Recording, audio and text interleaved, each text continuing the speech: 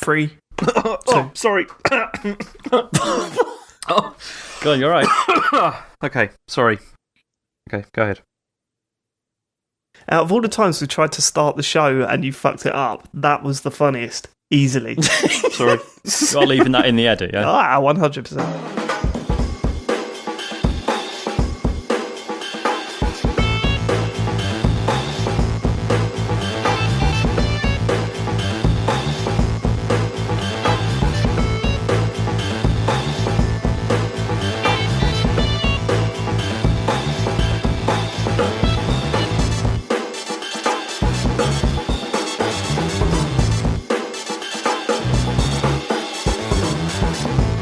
Hello, and welcome to the Computer Game Show. My name's David Turner, and I'm here with Sean Bell. Word up. James Farley. Hello. Say word up, James. Yeah, go on. Word up. Word up. Yes. And unfortunately, there's no Matt Murray this week. Apparently, there were some new achievements added to Super Lucky's Tale.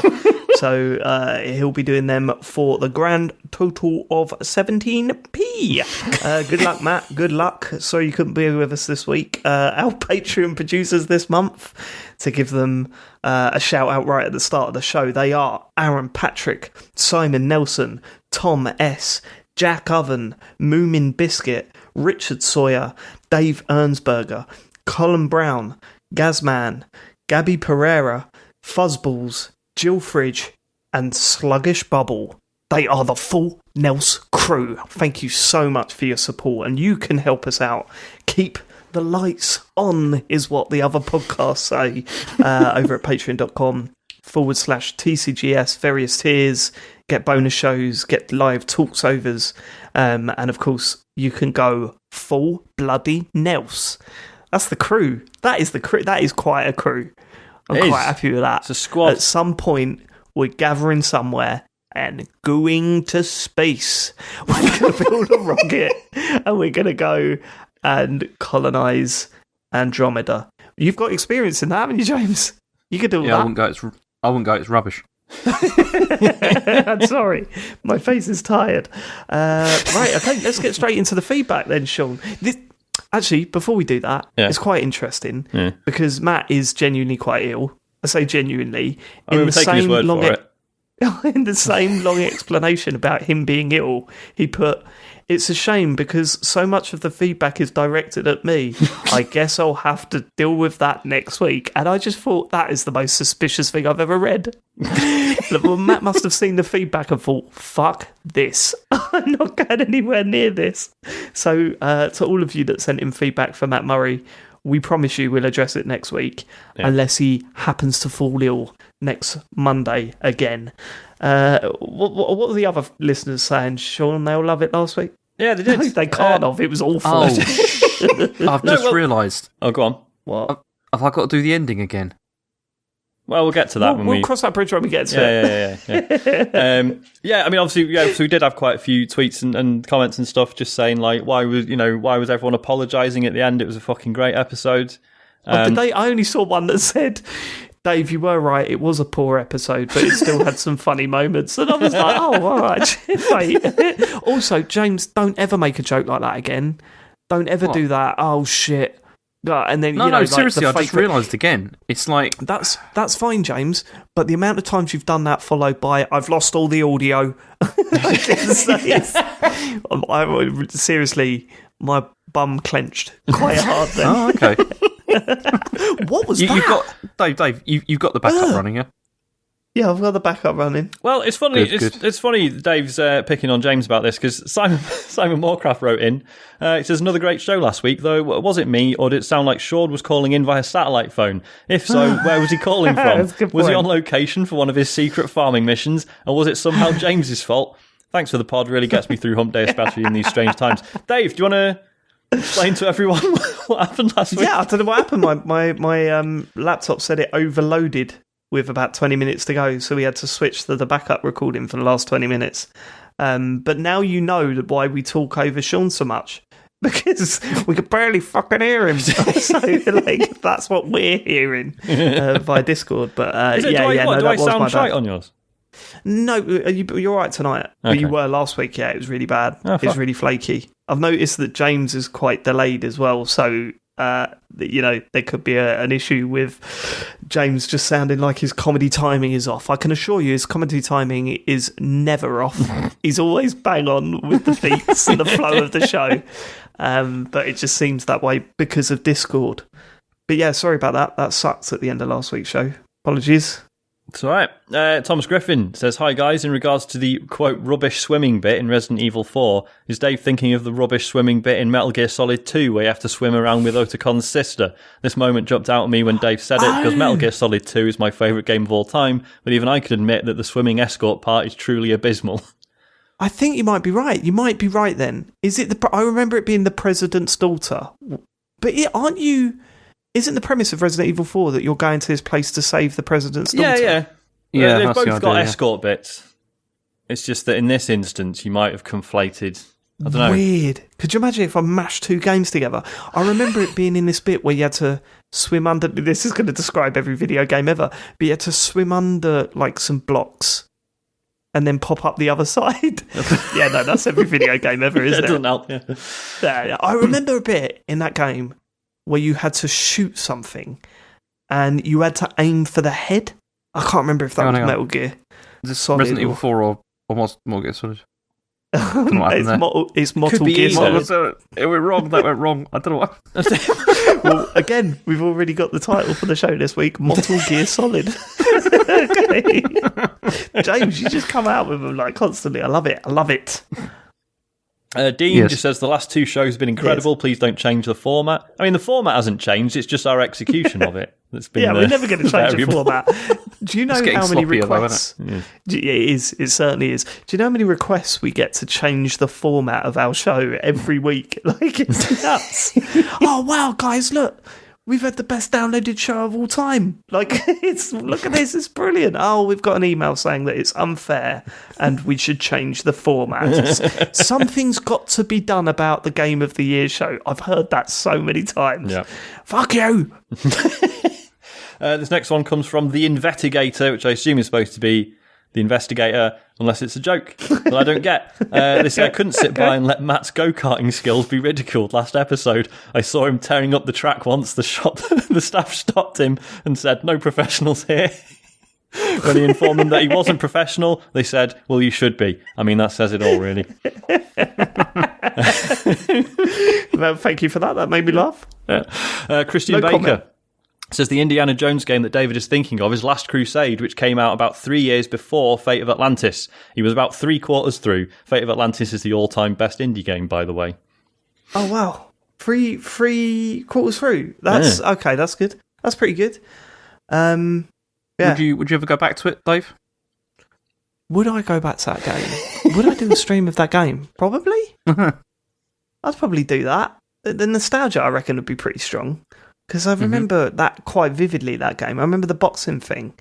And you had to either break the bell so something happened, or turn the lights off. I can't remember what the solution was. But, yeah. Well, I'm sure the Twitch chat would definitely help you. Yeah, they're really good at that. I remember when Indiana Jones walks out. Does he, like... I think the opening line to that game is Indiana Jones walks out the changing room of the boxing ring and says, "Hello, I'm Indiana Jones and welcome to my game." It's like what? Or something along those lines. It's really odd. Like, you don't usually get that. Only David Cage usually does that sort of shit. Yeah, but it's usually him who's introducing himself. Yeah. Did you see the interview with him about that? No. He was saying we were trying to think of a way of introducing the game and the feel and, you know, what we expected the player. You know, we wanted to prepare the player for the experience. And they were like, trying to come up with these ways of getting the message across. And then one of the guys in the team said, "Hey, David, this is your game. This is your vision. Maybe it should be you explaining this to the guy." And I was thinking, that person doesn't exist. Yep. That person doesn't exist. He's either made that up or he's hallucinating. Yep. One of the two. It's a dream he Definitely. Can you imagine that, though? I would absolutely love that. Like a virtual me, like explaining what the game was about. I think that's fantastic. I can't- The bitterness no. is definitely doing that. You would like that, would you? A A virtual you explaining the game to you. So you're going to sit down, turn a game on, and there'll be a digital version of you going, "This is shit." No, I'll be building it up. People will be loving it. We could be playing Yakuza. Do you think we'll carry on podcasting for long enough that when one of us dies, they can just be replaced by an AI imprint of us? Yep. And just be like, we can do that with James now. If they've evolved text to speech where they can actually make sighing noises, then we could just replace James now. Easy. Will I still get paid? I mean, we'll send that to You'd be dead. Well, next to kin can get a cut, I suppose. That's a good point.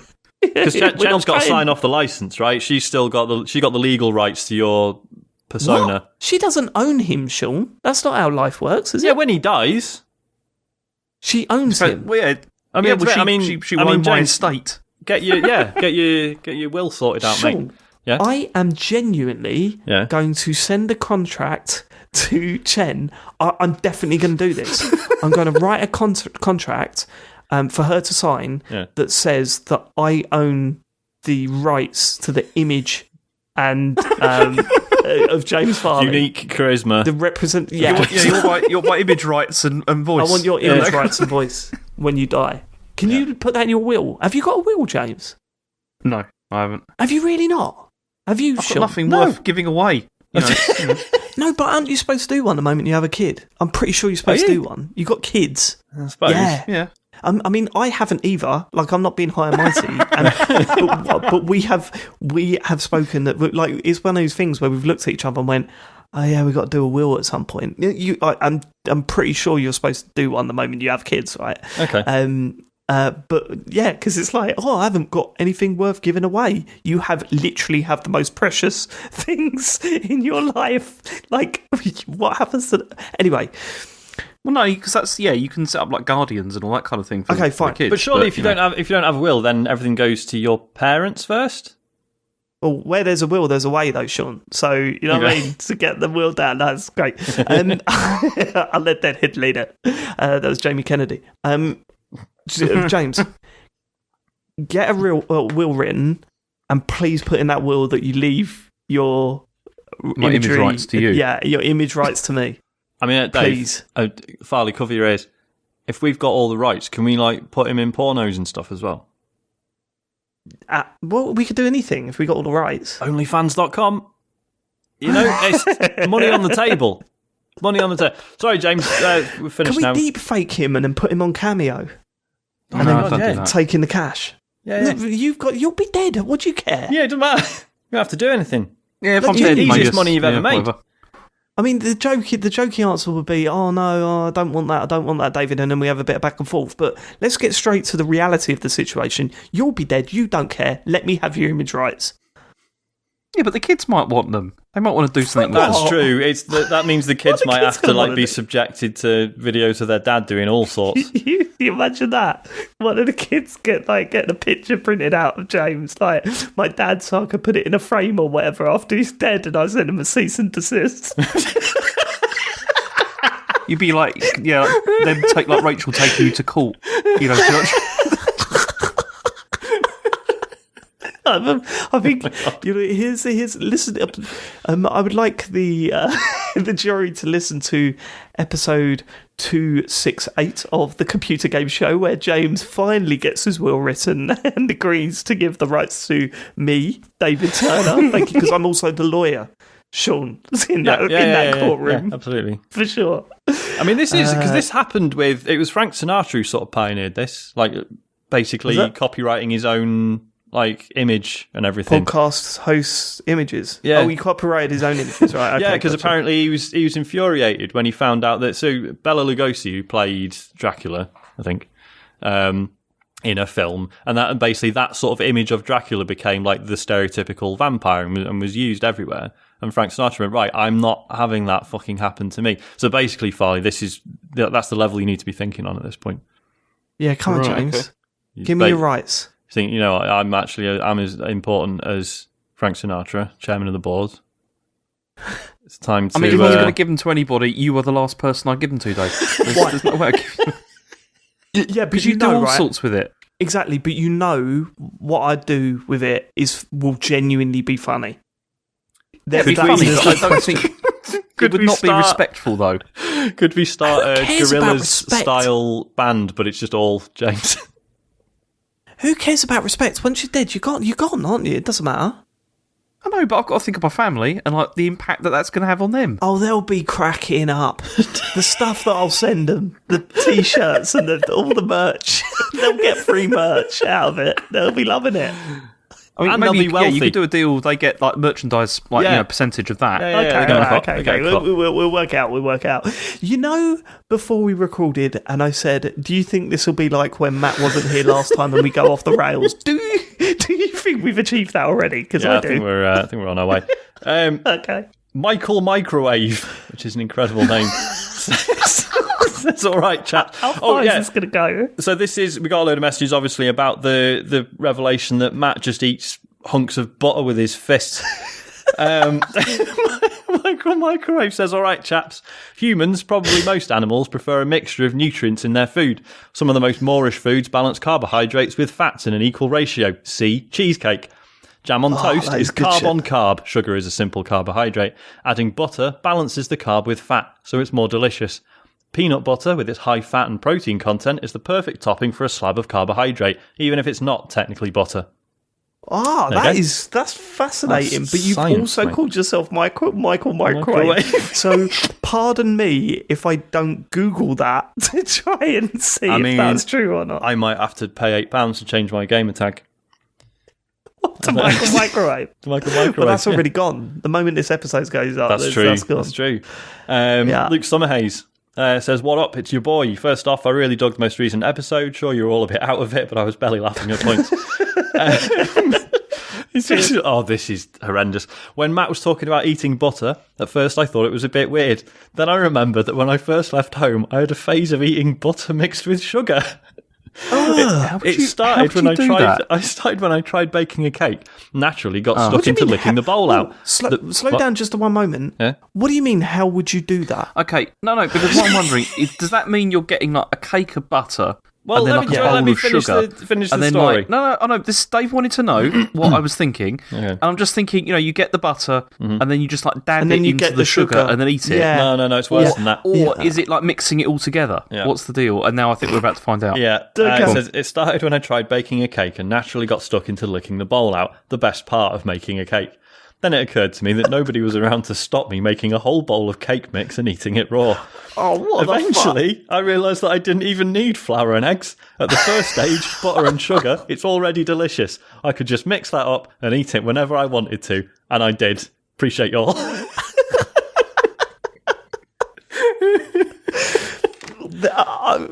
You ever worry about our listeners? I think they're all right. Thinking, what are they doing at the moment? Well, I was, because when on? I first moved out to university, I was a fucking mess. I just ate donuts and drank Pepsi and shit.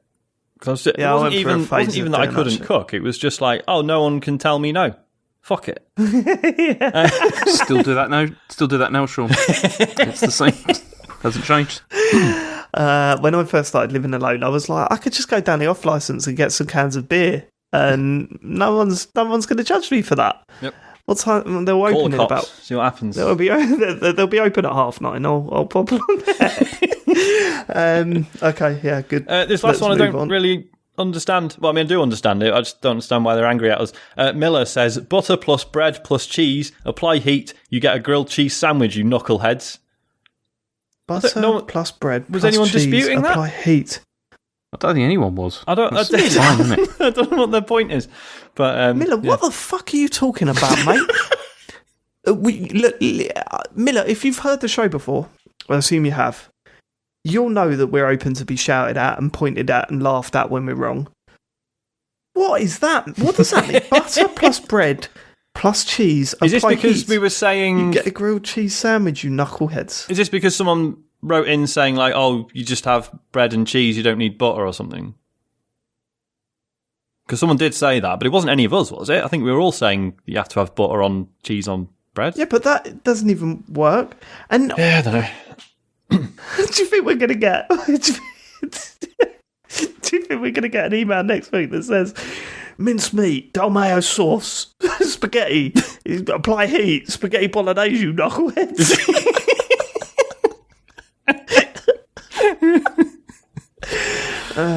God. Okay. God, right. All right. Well, thank you so much for that. Yeah. Right, serious one. Lars Heatherdam says, "Dear right, TCGS." there's more, sorry. There was two more. One serious, one less so. Lars Heatherdam says, "Dear TCGS, last show you talked about the article and apology surrounding CD Projekt Red's Cyberpunk, the issue of crutch and releasing a game in a state with too many bugs compared to general expectation of AAA games. I would like to offer the viewpoint of shareholder hypocrisy. CD Projekt Red has 66.44% of their stock in, quote, free flow, meaning that they, CD Projekt Red management, are not controlling the sole direction of the company and the release schedule. Both in this and earlier instances, there have been raised critique from shareholders against poor performing games, both in technical and sales terms. However, I think in these discussions on larger game developers, all sorts of less than optimal behaviour is often very much linked to the shareholder structure. By no means is this an excuse for crunch, bigotry, sexual or other harassment, or for releasing a game in an unfinished condition. However, it seems that shareholders have been moralising and calling out management on several occasions while still sitting neatly in a seemingly amoral position. One hand pushing for faster releases and higher profits, and on the other hand congratulating any publicly approved outrage. I don't know if this added to the understanding or just muddied the waters even further.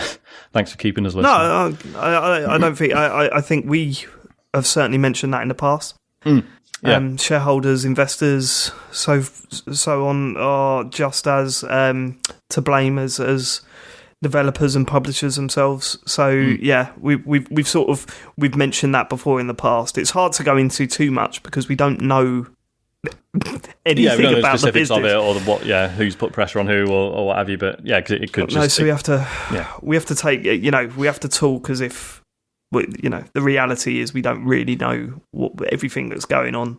But yeah, we've certainly like brought up that before. Yeah, it's almost like there's a few flaws with the system. It's like one or how two. things work. Yeah.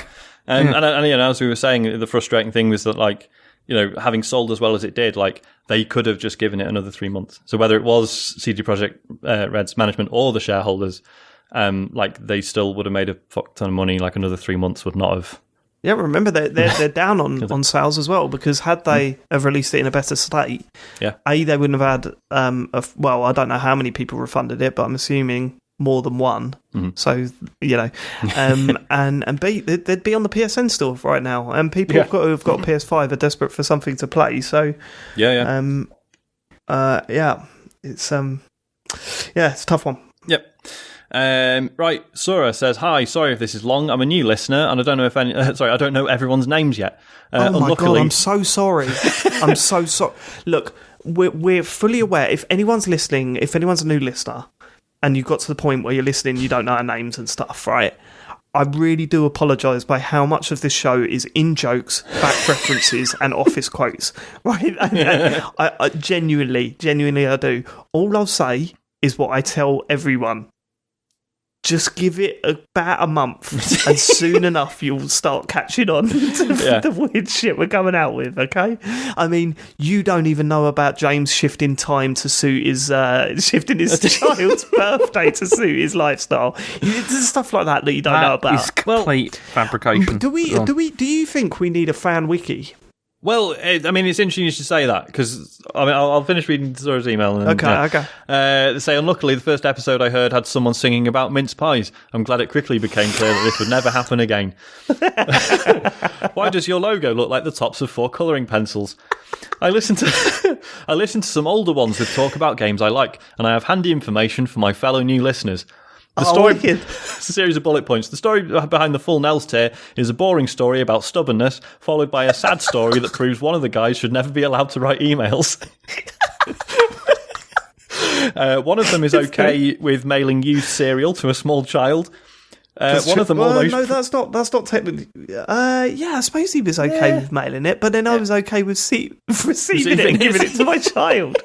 The full story of that is that the guy that was okay mailing it was also okay from stealing it from a child. Yep. So, yeah. One of them almost pre-ordered a Stadia. And one of them took 10 minutes to open a door in a David Cage game. And then they finished by noting one or more of these examples might be about the same guy. What a cracking email. Thank you. That is brilliant. I want more. If you pick up anything else from previous episodes, please email in with more, just to keep the new listeners up to date. because that's brilliant. Thank you. Because like you mentioned the potential for a wiki. I've always been sort of jealous when other like sites or podcasts or whatever are clearly popular enough to have their own wiki, and then you sort of think, well, hang on a minute, did the fans start that? Or was it the host? The host. Well, true story. I was on a wiki page for a bit. Oh yeah. The Play Radio wiki page. Mm-hmm. It had a section that said notable presenters, and someone put David Turner up there. Yeah. And then I was like, oh yeah, I'm on a wiki page. This was years after. Mm-hmm. And I looked it up and it said edited, removed, unimportant or something like that. Or just not relevant or something like that. And it was like the ultimate slap in the face. We were on Dash Radio as well, weren't we, for a while? Oh, are we still on there? Have they have a wiki? No, I don't think so. I think we were long Have they since Did we removed because we weren't happy with the car parking arrangements? Wikipedia. It was the car parking and episodes that were longer than 2 hours they weren't happy with. Yeah, that is a shame. Okay, all right then. Shall we move on? What's next? The news, isn't it? Strange news. It's heading to the news, yeah. It is the news. There's been a number of things that have happened in the last week. As I like to say. Generally the premise of the section. Well, no, because also I was quite pleased this week, because when I looked down at it, I thought, actually, some of these are quite interesting. Like, there's been some reasonably entertaining things that have happened this week. I mean, probably the most entertaining was this Xbox U-turn on gold subscription price. Oh, this was weird. Go on. That's strange. Was it weird? I don't think it was. It's interesting. James has got a theory. Okay. Go on. I haven't really got a theory. It's just read the story what happened? First. Okay, so Microsoft announced that they were going to increase the price of Xbox Live Gold. So 1 month subscription was $6.99, and that was going to go up to $7.99, and then 3 months was going to go up from $17.99 to $21.99.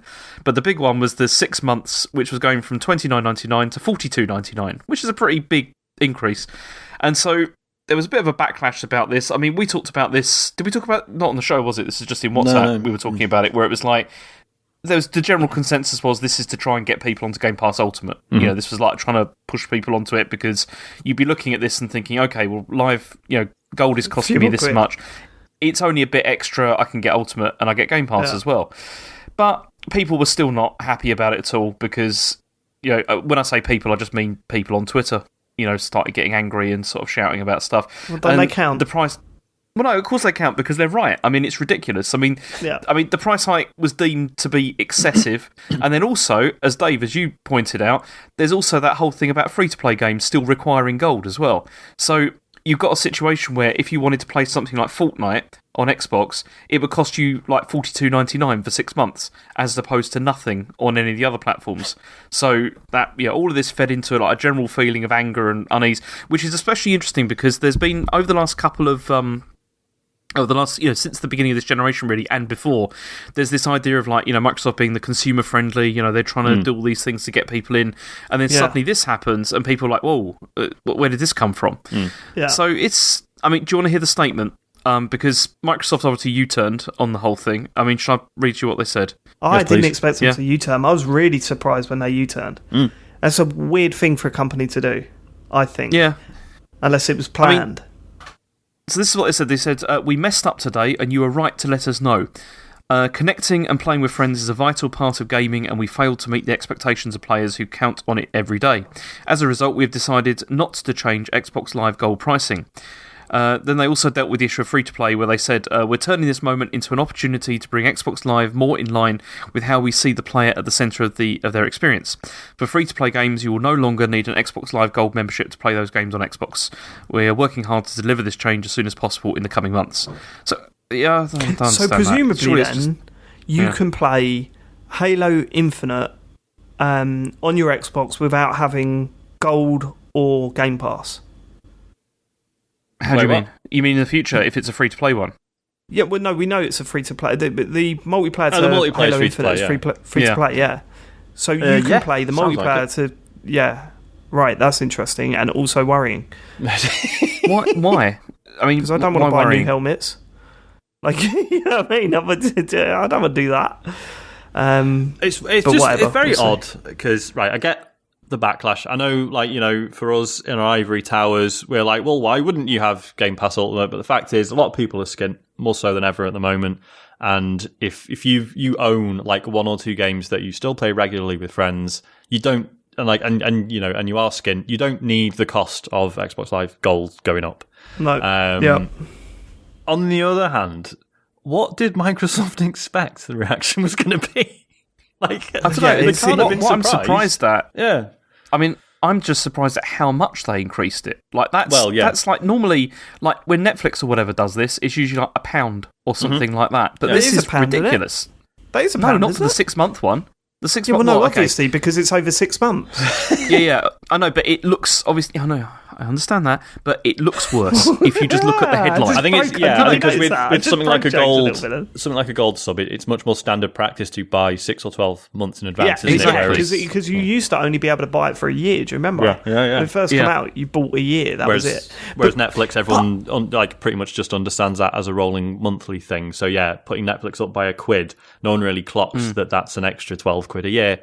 Whereas with Live, it's people are straight away they're looking at like, well, what's the 6 or 12 months sub going to cost me now then? And that looks a lot worse. Here's something that weirds me out is that when they announced the free to play stuff, everyone was going, "Good, finally, yeah, you should be doing this." And I was thinking, fine, but is it a bit weird that I can play the games that I get for free online for free, but the games I pay for, I have to pay for the online?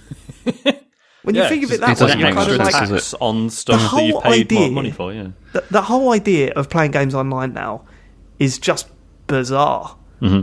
It's just weird, isn't it? Now, when you think about it, and as I think it was CJ from Player One said, like, especially when was it CJ said this? I can't remember. It might be someone on a podcast or something. But they said even when you're thinking about the fact that console gaming and PC gaming is merging quite a bit now. Like if you've got Game Pass Ultimate, those Game Pass games that you get for your PC, you can play online for free. But playing them on your Xbox console, the specific Xbox console that only runs Xbox games, you have to pay online. Like it's bizarre, and it's not just them. You have to pay for Nintendo Online, you have to pay for PSN, but it's strange, isn't it, how we've just become accustomed to it, and I don't think they'll get to the point where they'll drop Xbox Live Gold, because, as you say, people used to paying for Xbox Live Gold, they're more likely to go, I'll just increase it a bit and get Game Pass as well. And if they drop that, the gap between playing the games that I want online on my Xbox to wanting to, pay for Game Pass is a lot bigger. So maybe the transition isn't as big, and they want to tie people into that higher price. So man, it's frustrating. I think it is also because, as I mean, a lot of people have said this, but it's true. There are a lot of people, as Sean said as well, that they buy an Xbox or whatever, and they just want to play FIFA or whatever, or they just want to play whatever, and they're fine with playing for gold. Where telling them that if you pay an extra £5 for Game Pass, they're not going to be interested. No, because they just don't care. Not going to play those games, or they'll do it for a month or whatever and go, I don't want to play any of this. It's a strange one. But like, the only credit I can give Microsoft is that they did turn it around. But then part of me thinks they did it so quickly. Was this all planned? Because you got to think like a move like this must have trying it on. Well, yeah, because you got to think a move like this must have been weeks or even months in planning. Yeah, like they wouldn't have just come up with this one day and go, all right, we'll just fucking announce that then, see what people think. Awful timing though, isn't it? Well, you know what I mean. Yeah. We're still deep in this pandemic. We don't know how fucked the economy is quite yet. Yeah, but pretty sure it's pretty fucked. Yeah, and to then just drop that is just a weird announcement, really odd. A weird reversal. But then, and they'll somewhere at Microsoft there'll be a big fucking ledger where someone said, right, well, we're going to increase the price by this much, multiply that by how many millions of gold subscribers there are. Here's an extra amount of money we can count on in the coffers over the next 12 months. So to then go, actually no. He's good. They've been willing to do that. Is definitely fired now. They're fired. They're gone. Whose idea was that? Me? Well, didn't you think about the customers? I thought they'd be all right. I thought there's only £1 a month. Well, yes, yeah, but this as is James what pointed I don't... out, over 6 months, that's £6. Yeah, can I just clarify before we come away from this story? I am aware that this is a £1 price increase. Before people make this clear. The point I was trying to make is, as Sean explained better, if you look at it over 6 months, it looks worse. Yeah. Okay, Yeah, so just £6 worse. No, I know what you're saying, because I think it's more. The 6 months is actually more than a £6 increase, isn't it? Because obviously they're getting rid of because they used to it was a bit of a discount, wasn't it? If you paid for 6 months up front. So I think they're reducing that and then adding on the extra. Okay. Do you know, I just love the idea of this, like, at Microsoft, like, they did this, and, like, then Phil Spencer's just, like, comes back and he's like, okay, what's the feedback? How are they liking it? And then they're just like, they're not loving it, Phil. You know, it's just... the imagery is better if, like, Phil thought, do you know what, it's been a while. I'm gonna go into work a little bit later today. It's been intense. We've launched a console. You know, it's been through. I'm just gonna log on a little bit later. I'm gonna shower at 9:30 instead of logging in at 9, and then I'm gonna have a nice breakfast, and then I'm gonna turn my computer on. He's gonna turn it on and go, what have they fucking done? All of a sudden you get Zoom invites everywhere, and then people are replying, we should be using Microsoft Teams, and everyone else replies, but no one fucking likes Microsoft Teams. Get on Zoom, you fuck. And then he sacks a few people. That's the image I've got in my head, James. That's how that I've got the idea that he's like looking at all these memes of him looking like Don Matrick and stuff like that, and just gotta avoid those memes, Phil. Okay. Yeah. Okay, Vicarious Visions is being merged into Blizzard. So what this is that Activision Blizzard, who obviously own them anyway, has moved them away from the Activision side into the Blizzard side of the business. So basically this means no more like Tony Hawk's Pro Skater, like remakes and stuff. Yeah, this is the team who successfully and brilliantly relaunched Tony Hawk's in a completely unprecedentedly brilliant way. Like, yeah. And imagine that. Now this is their reward. Now they're just doing maps for Overwatch or something, yeah? Yeah. Imagine that. We did it. Like watching then that team loading up Metacritic that morning, going, we did it. We bought Tony Hawk back. But it's been shit for years. I know. But we fucking did it. Ring, ring, ring, ring. Hello? Yep. Overwatch? Okay, cheers. Yep. Okay, everyone pack your boxes. We gotta go. That's awful, isn't it? Such shit news, man. Yeah. I wonder what happened there. I wonder what the sales were like. I don't know. No, I don't think it's anything to do with that. It's just the people, isn't it? It's like they probably want people over there to work on stuff, so they just moved them. But what, like, is this they've literally closed that down, or thave just shifted them over there for the time being? No, they just shifted them over. But then also, I think I read one of the people that's at the top of Vicarious. What do you mean it's a non-story? No, the people haven't been let go. They're just being moved. Yeah, no, but like temporarily moved? Are they going to work on Tony Hawk's after? It seems to be permanent. It's like, they're now, going forward, they're going to be working only on Blizzard stuff. Studio will be, quote, fully dedicated to Blizzard titles going forward. Wouldn't it be wicked if Activision go, look, you did all the work, move over there, we got it from here. The next one comes out and it's like, it's complete dung again.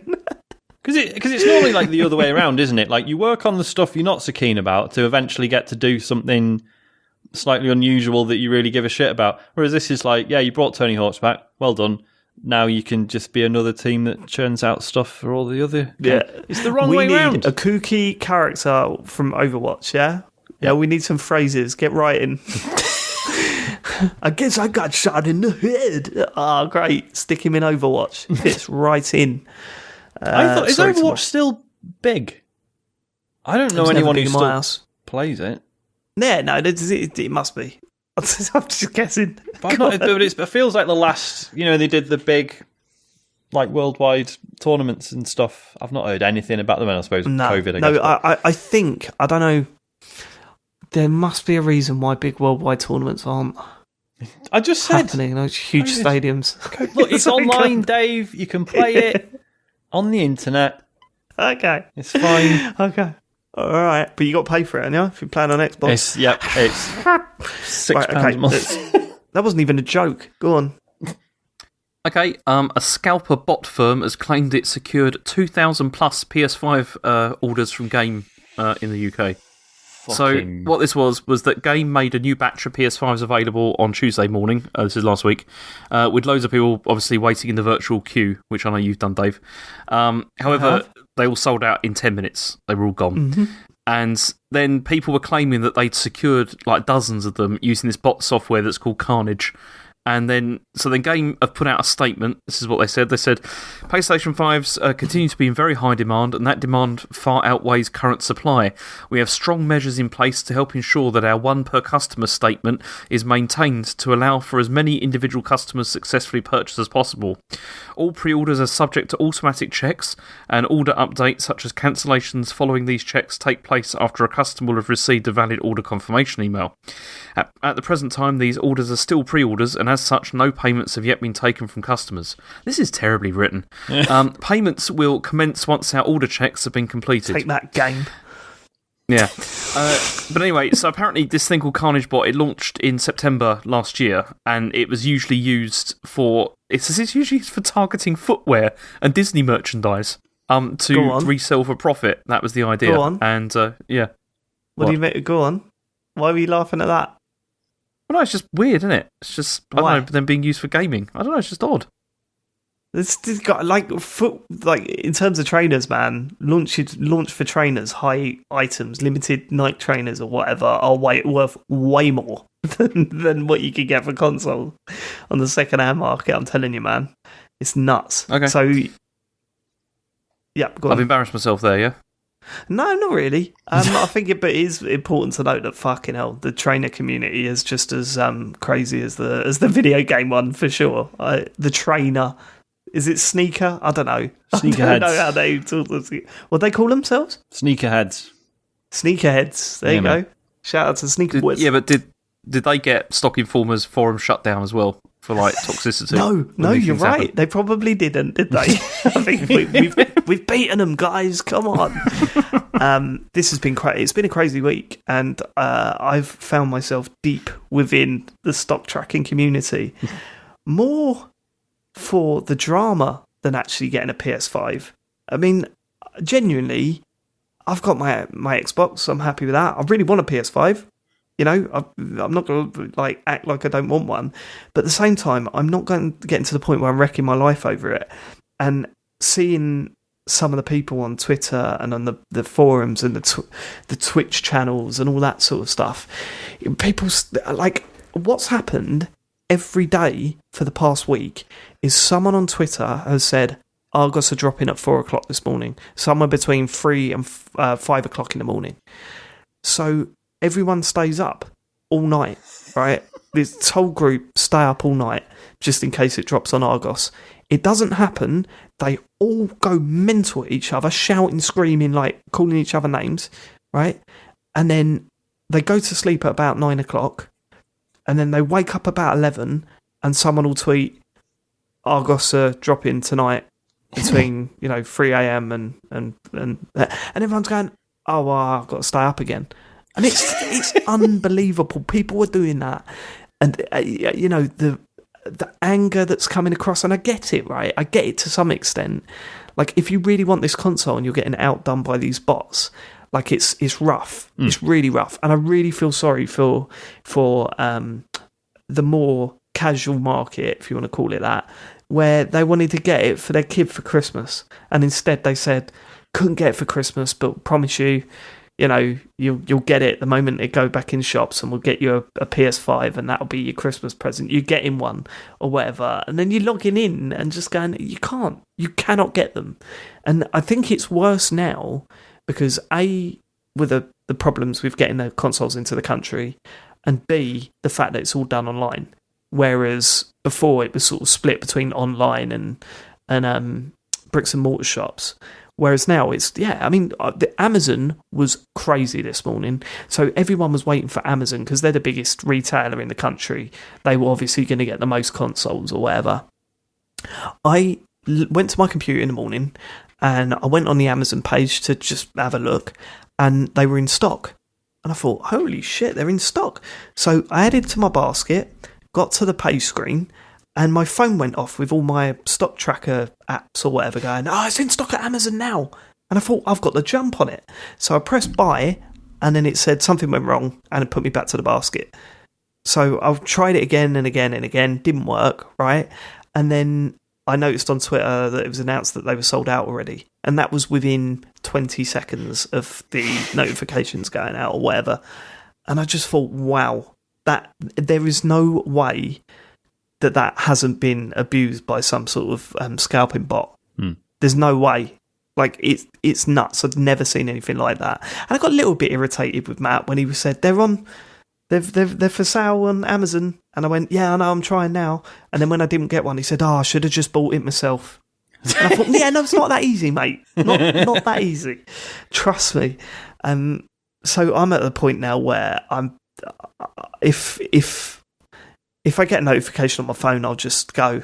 You know what I mean? I'm not going to spend my time refreshing pages and stuff like that, because I can wait a couple of months. You know, it's not the end of the world, but fucking hell, it's been scary out there. People have been getting really angry about this stuff. Weird. Is that the end of the story, James? It is, yeah. I mean, you don't want to mention that it's been brought up in Parliament? Well, that's exactly what I was coming to next. I mean, a group of MPs. That was very like. You're clearly not going to say anything, and then when Dave mentioned it, it's like, "Oh, I'm glad you brought that up, actually," because I was coming right to that. Because I said, "Is that the end of the story, James?" And you went, "Yeah, pretty much." You're not going to mention about the Parliament? Well, yes, I was going to mention it. Well, I was going to mention it if it was brought up, and now it has been brought up. Well, I know about it, then, innit? I know about Parliament, Dave, but just for our listeners, could you explain what's happened? Go on, James. So anyway, a group of MPs from the SNP have called for legislation to prevent scalpers from reselling consoles for what they call vast profits. So the idea is to make it so that you can't resell stuff beyond the RRP, like online or whatever. Yeah, I mean, it's illegal in some countries already. So it's weird that it's not over here. But you know, as I say, it's not. I can't get angry about it myself. Because, you know, I'm in a position where I've got a next-gen console, I've got plenty to play, you know, whatever. But I do feel sorry for the people that, say, they sold all their consoles because they were getting a PS5 and just assumed that they could get one, you know, a month or so after launch, or the people that promised their kids that they'll be getting one or whatever. You know, all that sort of stuff. And you might be rolling your eyes and going, oh yeah, just get your kid a £450 console. And I get that, but that's not their fault, is it? You know? So it's just, it just sucks all round, really. And I don't know what they can do about it. But certainly some retailers have acknowledged it and are trying to combat it. I'm really hoping that Argos, actually, they have a really unique situation where they've, the rumours are, that I've read on Twitter, is that they've received their consoles and they're distributing them to their stores. So I'm hoping they're going to implement a click and collect only system, because that is one of the only ways you can directly tackle scalpers and stuff. Because when some guy turns up and then goes to the back of the queue and puts on one of those moustaches with the glasses and the nose or whatever, and then rocks up to the front of the queue again, like Michael with an on-live console, and you know, you're going to notice it. But I don't know. I'm going to wait bad. Now. I think we had all this when I lived in Shanghai, and the iPhone was becoming bigger and bigger and bigger. We had, every time it came out, this happened, with scalpers. It was crazy, how organised the whole system was. Yeah. And how, because over there, what they did was they even brought in, you had to use your ID card, your national ID card, to buy one of them. But then they just organised, they just got groups of people to, with their ID cards to go in and buy them. They gave them the cash, and they just come out and give them, and then people would put them in these big sacks and then just take them off and pay that. They'd used to pay them £10 or whatever for doing it. And it was crazy because people got so angry, understandably. I remember in Beijing, the Apple store got egged. People just chucking stuff at it. It's an old school way of punishing the company, isn't it? Because they were just so fed up with the scalpers, but it was ridiculous. Yeah, but it was just incredible to see how organised they were as well. It's just despicable and terrible. Point in egging a shop. Just get the cleaners to come in and clean it. Yeah. Costs about 15 quid. All you're doing is get that cleaner's turning up for work that day and just going, oh, for fuck's sake. Like, that's the most you've done to that company there. What I'm saying is, smash the place up, come on, rise. It's a bit of a risk doing any more like property damage and stuff in Beijing, Dave. It's about as far as they could go, I think. Yeah, I suppose so. Yeah, I suppose you're right. It's just mad. Like I was saying to Dave earlier, like you remember, like when the Wii came out and you couldn't find one for love nor money, but like the big secret was, have you tried Argos or John Lewis? One of these out of the way places you don't usually think of. Yeah. And it's just all so fucking industrialized now. Like it's just insane. Yeah, I was insanely lucky with a Wii because I didn't even know that world existed because I just I pre-ordered it at GameStation when it picked up at midnight. So I didn't know people were struggling to get them, but I guess it's similar. But that was crazy. That console just sold that Christmas. The people that had them like made 5 other people that didn't even know they existed want one. You know what I mean? It was crazy. Yeah, cool. So, I mean, I think personally, I've decided I'm not going to bother with PS5 for a while until I can get to a point where I can just log in and buy one. I'm not going to be refreshing. I might still watch some of the streams, though, because some of the stuff that's going on in the chat is genuinely entertaining. And I've decided now that I'm going to try and slip as many Office quotes into the chat as possible. And every now and then you get acknowledgement for it. How many PS5s have I bought today, if you're counting? All that sort of stuff is in there. So, yeah, I'll be quite enjoying that. Okay. Next story. That was it. Someone put, no, I've heard Argos. They're launching at 4 a.m. tomorrow morning. And I replied, some claims will be false. Go on, James. So, Gabe Newell says that Valve has more games in development waiting to be announced. So, he says there's multiple games. He says we definitely have games in development that we're going to be announcing. It's fun to ship games. And he also spoke about single player, where he said Alex was great to be back doing single player games. That created a lot of momentum inside the company to do more of that. So, apparently things are coming, maybe. All right. Gabe Newell, I don't think I like him. Yeah, is that sacrilege to say? No, Valve's been weird for a long time now, hasn't it? Like, obviously, until Alex came along, it was like, guys, are you just a fucking shop now? Is that it? Like, can we stop even thinking of you as game developers? And then obviously Alex turned up, and to be fair, he's brilliant. But then what happened to was it Campo Santo, the Firewatch devs who got brought in to do their new game, and that's just gone nowhere, hasn't it? Haven't that's they started gone nowhere, leaving? and then they got moved on to the Half-Life Alyx team, right? That's right, yeah.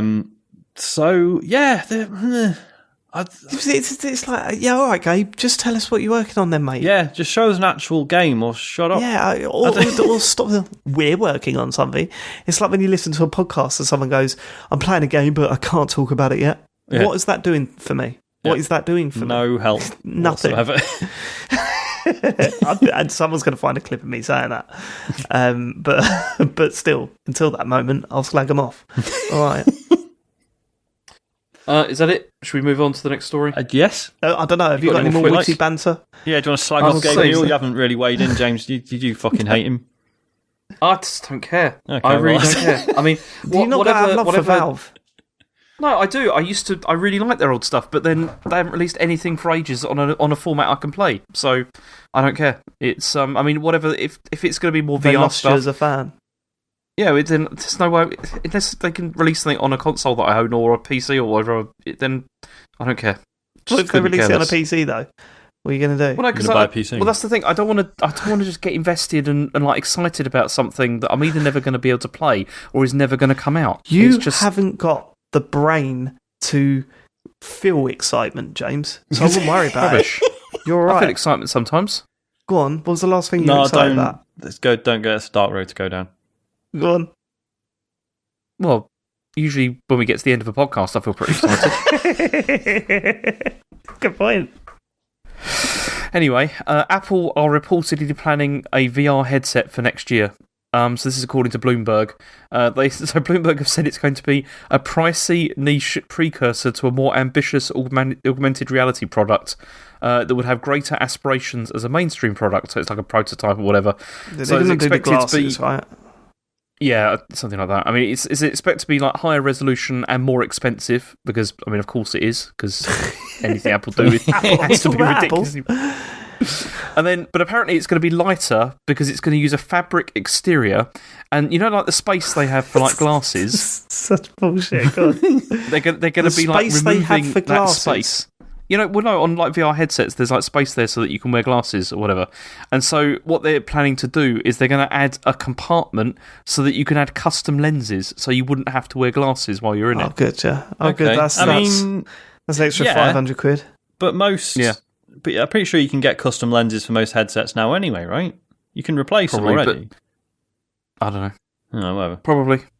But yeah, so, I mean, I don't know why they're doing, I mean, I do know why they're doing this, but this is going to be another thing where it needs software, doesn't it? And there won't be any. And it's just going to be disappointing. It's, yeah. I mean, come on. They've been trying for ages, Apple do, with like the AR stuff, don't they? Like The VR stuff they do won't be gaming. It won't be for gaming, will it? Well, I don't know, because, you know, like every time that they like release new iPads or like phones or whatever, they almost always have one of those tech demos with somebody playing some game or whatever, yeah, to like show you can do this. I'm not saying they won't AR, have gaming on it, but I've got a feeling that it won't be primarily gaming. They'll be pushing. They release things lifestyle-wise, don't they? It's all about lifestyle with Apple. So they're going to try and do, oh, look, you can, if you look in the mirror, you can see if you brush your teeth or whatever, probably. I don't know. That company is weird. Get VR. I expect them to get into AR before VR. Yeah. That's where they've been mostly going so far. But I don't know. I guess we'll see what happens. Okay. Fall Guys isn't coming to Game Pass. So what this was... this is the thing, right? So there was some banter between the Fall Guys Twitter account and the official UK. Yeah, it's his favourite thing. Yeah, I love bants. It's great. So anyway, so there's some banter between the Fall Guys Twitter account and the official Xbox UK account, and which involved them posting "It's coming," and then people were like, "It's coming! It's definitely coming! It's coming to Game Pass! It's going to happen!" But then Mediatonic then put out a statement saying, sorry, there's been a bit of a mix-up. Fall Guys is not coming to Xbox Game Pass. And this was then followed by Devolver Digital reiterating that there are no plans for this to come to any form of Game Pass. So, bollocks. What happened here? Was this going to come and then it's just now isn't for some reason? Or no, I've got a feeling that some sort of deal's been struck and it will come eventually, but, you know, just can't talk about they don't want it announced now because they're still trying to sell it in other platforms. But then we said the same when Phil Spencer just announced that Control was coming to Game Pass, and then that didn't happen for another year. So maybe I'm wrong, you know, possibly, but they were already hinting at it beforehand, weren't they? When they were saying name your favourite Game Pass game, and the Fall Guys account replied to the Game Pass thing and said, "Can we join in?" You know, so there's always been a bit of, you know, it's got to be coming, I reckon. Maybe I don't know what the story was behind that Instagram post though. That was weird. Someone probably got sacked for that. There's all sorts of problems with that. Yeah. You can't announce that you're coming to Game Pass before you're on Game Pass because that screws you up a little bit unless you're launching to it. Do you reckon they did that and then somebody was like, hang on, Sony have just sent us a lot more money. We need to delay this for a bit longer. You reckon? I mean, I don't know. I wonder what the numbers are like with that now. If it's still doing really massive? Really well. I assume so. I still see it's still high up in streaming figures, right? I have no idea. I've completely lost. This is why we need Matt. Matt knows this stuff, and he's not here. Bring him up. See if he answers the phone. He'll be like, "How you feeling, Matt?" Yeah. Oh yeah. Oh sorry. Yeah, actually. Oh, my tooth. Are you done with the feedback? Yeah. Okay, I can come on now. I'm feeling better actually. I don't know. It's a shame that it needs to come to other platforms. I mean, certainly the Switch. But I'd love to see it on the Xbox, just because that's what I've got. But I love that game. It's brilliant. Okay, next story is that there is apparently a new Star Wars Knights of the Old Republic game in development, but it's nothing to do with EA or BioWare. Oh, yeah. I mean, that's ideal, really, isn't it? Oh, yeah. Didn't Ubisoft say they were working on one, eh? Well, I assume this is a separate thing. Ooh, why do you assume? Because they do that? Yeah, I mean, this is just piecing rumours together, none of which may be true. But so we know, obviously, so it's the team that did The Division, and that fits with rumours that there's going to be like a bounty hunter Star Wars game, right? Because it'll be a shooter, whereas Knights of the Old Republic is going to be presumably more of an RPG. So who knows? I mean, my first hope was that Obsidian might be doing it, but then apparently hasn't someone said like, "Oh, you'll never guess who it is" or something? I mean, so what it was this was a podcast. Oh my god, James's fucking brain! If that was announced, Can you imagine that? A Quantic Dream, like Old Republic game. To be fair though, as bad as that will be, it would still be better than Attack of the Clones. Do you know what I mean? The writing would still be better than that. Definitely, yeah. Yeah, for sure. David Cage is like a Jedi. This is so fun.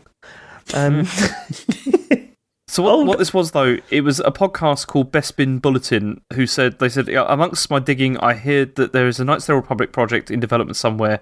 I talked to a couple of people, and I also found out that Jason Schreier said that it is not with EA and that we'll never guess who the studio is making the game. Okay. But then Wushu Studios, Nate Nadja, went on Reset Era and just said, like, no, it's not as mysterious as you think. It's just a household name.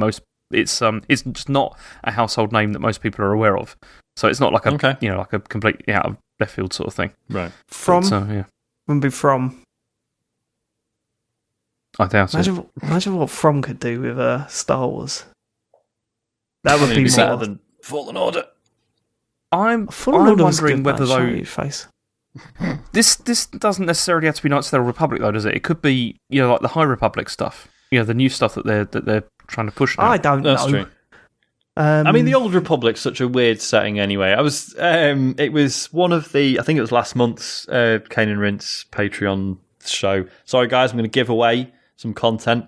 But like Leon was just saying, like okay, it's in like the distant past of Star Wars, fine. But 4,000 years in the past, really? Like, it's bizarre. So yeah, I'd accept something that was like in the past, but not so far back. Because what is the High Republic stuff? Just define that, James, please. Isn't I've it forgotten what the deal is? Isn't it supposed to be like 300 years or so before, Phantom Menace and stuff like that? See, that makes more sense. 300 years, it's enough to be pretty much disconnected, but not like, well, why have they got working toilets? Like 4,000 years. It's ridiculous. So that'd make more sense. Yeah, cool. Actually, it was 200 years. I just checked, but yeah, so 200 years before the Skywalker stuff. But yeah, so it's supposed to be like the era when like the Republic's doing really well and things are kind of but then obviously there's drama attached. Cool. But this is getting boring. Let's go to the next news you don't story, like please. Star Wars, Dave. I cut off towards the end there when you were going, is it 300 years or 200 years before the... God. There is also, EA are apparently also working on another Star Wars project that is not Battlefield 3, or it may not be Battlefront 3. Yeah, so and it may not ever come out. Fallen Order 2? Probably. Yeah. Anyway, also, Capcom had a Resident Evil showcase. This is the final thing. Yes. So this was... They just released a bunch of... No, this is new. We announced that they were going to do it. Oh, right. Now we're announcing that they did it. Right, they did it, Go on, what they announced. So they had a release date for Resident Evil Village, which is coming on the 7th of May 2021, and it's coming to PC, PS5, Xbox Series S and X, but then also it's coming the same date for PS4 and Xbox One, which people are obviously pleased about. And then they dropped this non-combat demo called Maiden, which is basically like a sort of a visual showcase of what the game looks like, and it's a PS5 exclusive, and people were really angry about that. Oh, really? It's a PS5 exclusive? Oh, the demo's a PS5 exclusive. Yeah. And yeah, so because they've said that it won't ever be released anywhere else, and people were cross. Fair enough. Bit weird. Then, sorry, Sean, go on. I'd say it is a bit weird. An exclusive demo like that. It's like fucking advert. Stop trying to. They want it to feel like PT, right? That's what I'm getting. Probably, yeah. And then they also announced... Unless Sony just funded the development of it. That's probably what happened. Sony just went, we were on an exclusive demo, here's this amount of money to make it. Cash, yeah. Yep. Yeah, probably. They also announced a new multiplayer spin-off that's called Reverse, and it's called... No, hang on, that's not right. No, yeah, that is. And yeah, I was wrong. It's a new multiplayer spin-off. in the James Farley, please. I was going to say, Capone's going to save that one in the bank. It's just been an incredibly long day. So it's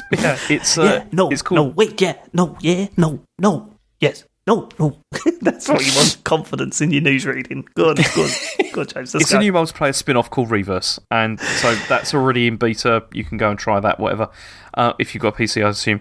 And then also Resident Evil Infinite Darkness, which is a CGI Netflix series starring Leon and Claire. But then also Resident Evil is getting a crossover with The Division 2, which basically means just clothes and stuff, I think. Cool. So as a non-fan who's only engaged with this on a surface level via Twitter, my takeaway was that apparently Reverse looks like a load of shit, and everyone fancies the big, tall, bad woman. Do they? Oh, God, yeah, everyone's getting horny as fuck. Everyone tweeting, step on me and stuff. Really? God, yeah. Can you give us some more advanced... That was not my reaction when I played it, no, honestly. Can you give me some more examples, please, Sean? You what, sorry? Things that people have been saying. Ooh, step on me. Is there anything else? It was just loads of people saying they've discovered they have a thing for tall, strong women. Which, why not? What is it, like that episode of Futurama where they go to the Giant's Land or whatever it is? Oh, I've not seen that. Futurama fans will know what I'm talking about. Okay, go on.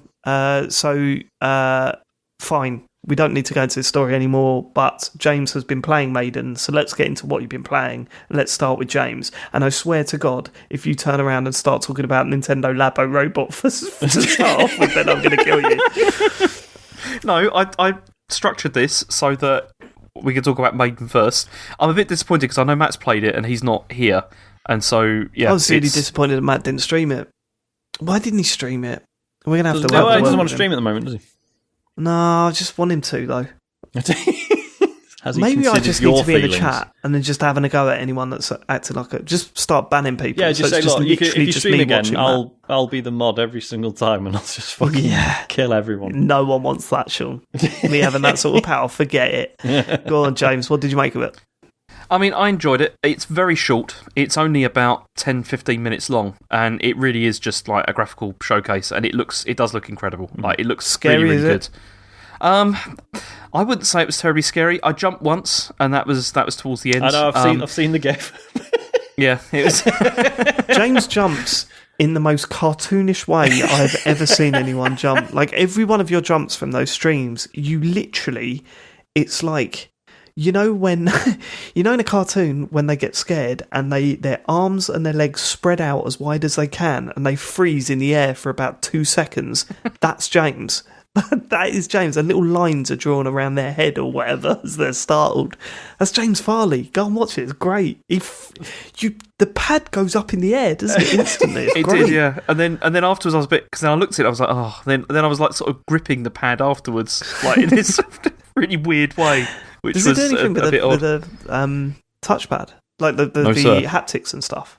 No, sir. There was nothing like that in it at all. I didn't notice anything like that, which is actually, when I think about it, really disappointing. Because they could have done something with that. But, I mean, you could have had like a feeling of them stroking the palm of your hand while you're... you could do some horrible stuff with that. Hopefully they will. Looking forward to it. But... Stroking the palm of your hand. So yeah, I streamed this on the Friday because I streamed it before I played Little Hope, and I mean it really shows up how bad Little Hope is actually. Like in terms of, I don't even know anything about that game. What is it? It's terrible. It's okay. So you remember? Do you know the Dark Pictures Anthology? Do you know what this was? This is Man of Medan was the first one. So this is a series from... I'm with you. Yeah. From the people that did Until Dawn, and then they've released this like series of games. So Little Hope is the sequel to this. The second one in the sort of series that's probably never going to be finished. And I went into this with kind of high hopes because Man of Medan was really boring and not very good. I was expecting this was going to be a lot better because the the pitch looked a lot more interesting, but it turns out it's just really dull. It's got terrible, like just really boring, like leaden dialogue, like characters that you just couldn't care less about. It's not a very good game. And I mean, when I streamed it on Friday, I'd like played it for about an hour or so, and then the game crashed, and then I went back, into trying to re-establish the stream, and then it said my save file had been corrupted, and I had to start again right from the beginning. And I mean, that's never happened to me before. And this was, I even tweeted, I was like, "Yeah, great console. Yeah, this is great. I'm really pleased that that takes you a lot to say that as well about a Sony console. So you must have meant it. I was quite annoyed. And then, I mean, we came up with the idea. I mean, the chat, suggested that, maybe I could just download the one from the cloud, the last save game. And I did that, and it has restored it, but it meant that I lost all the progress I made that evening. And so I was just like, oh, I ain't doing that again. Like, I'll do it offline and then come back to it next week. But it's just not very good. And this is why Maiden really shows up why, because it does. Even in that 10 or 15 minutes, it does a very good job of like building atmosphere and generating tension. Like, even though you kind of know there's not going to be any combat, it still is quite chilling. Like, as you're going through it, I mean, you start off in this basement like dungeon, and it really feels like Dark Souls actually. Like the sort of like the design of like where you are, the fact that you're sort of crawling around and you're really confused as to what's really sort of going on, and it's just. The whole purpose really is to escape and into the castle above and then out as if you can. But there's also like all these noises going on around you. You see like bodies being strung up and everything, and you're just waiting for the hit of like when is something going to burst out? When is something going to happen? But it goes on for so long that you really do start to feel like this massive amount of tension. And when it finally does happen, it did make me jump. And throughout the whole of Little Hope, I don't think I've jumped once because. It's just not scary at all because it telegraphs every single sort of jump scare and everything. Whereas this, it's just because the atmosphere is so good, and partly because it looks so amazing. It really helps. I was very impressed. How linked it is to the main game? I don't know. I mean, because I've not watched any of the trailers or anything for the main game either. So because I'm tending to pick this up on day one. I think now, like I really really want to play it, but part of that is because I don't know what it's about yet, and I'd rather go in completely cold and not know anything because I think that'd probably make it more interesting. Do you reckon the tall lady is going to be in the main game then? Oh god, yeah, almost certainly. Yeah, I mean, if she's not, then they're patching her in right now. Seeing as Ooh, but step on me. Okay, but no, it's very good. I mean, it's only, as I said, only 10 or 15 minutes, but it's well worth it. If you've got a PS5, it's definitely worth downloading and giving a try. All right, it's not fucking. Can I say all those PS5 owners? Yeah, I had someone on Rollmuck do that to me. Yeah. Like I this morning when the Amazon drop happened, and I missed it. I posted in there saying, I got on there just before the notifications. It didn't go through. Just explaining what happened. And someone went, unlucky, David, I got mine. I was like, all right, mate, chill out. Rub it in. But then to be fair, I'm a bit of a dick on the podcast every week, so getting a little bit of stick back is probably the right thing to happen, isn't it?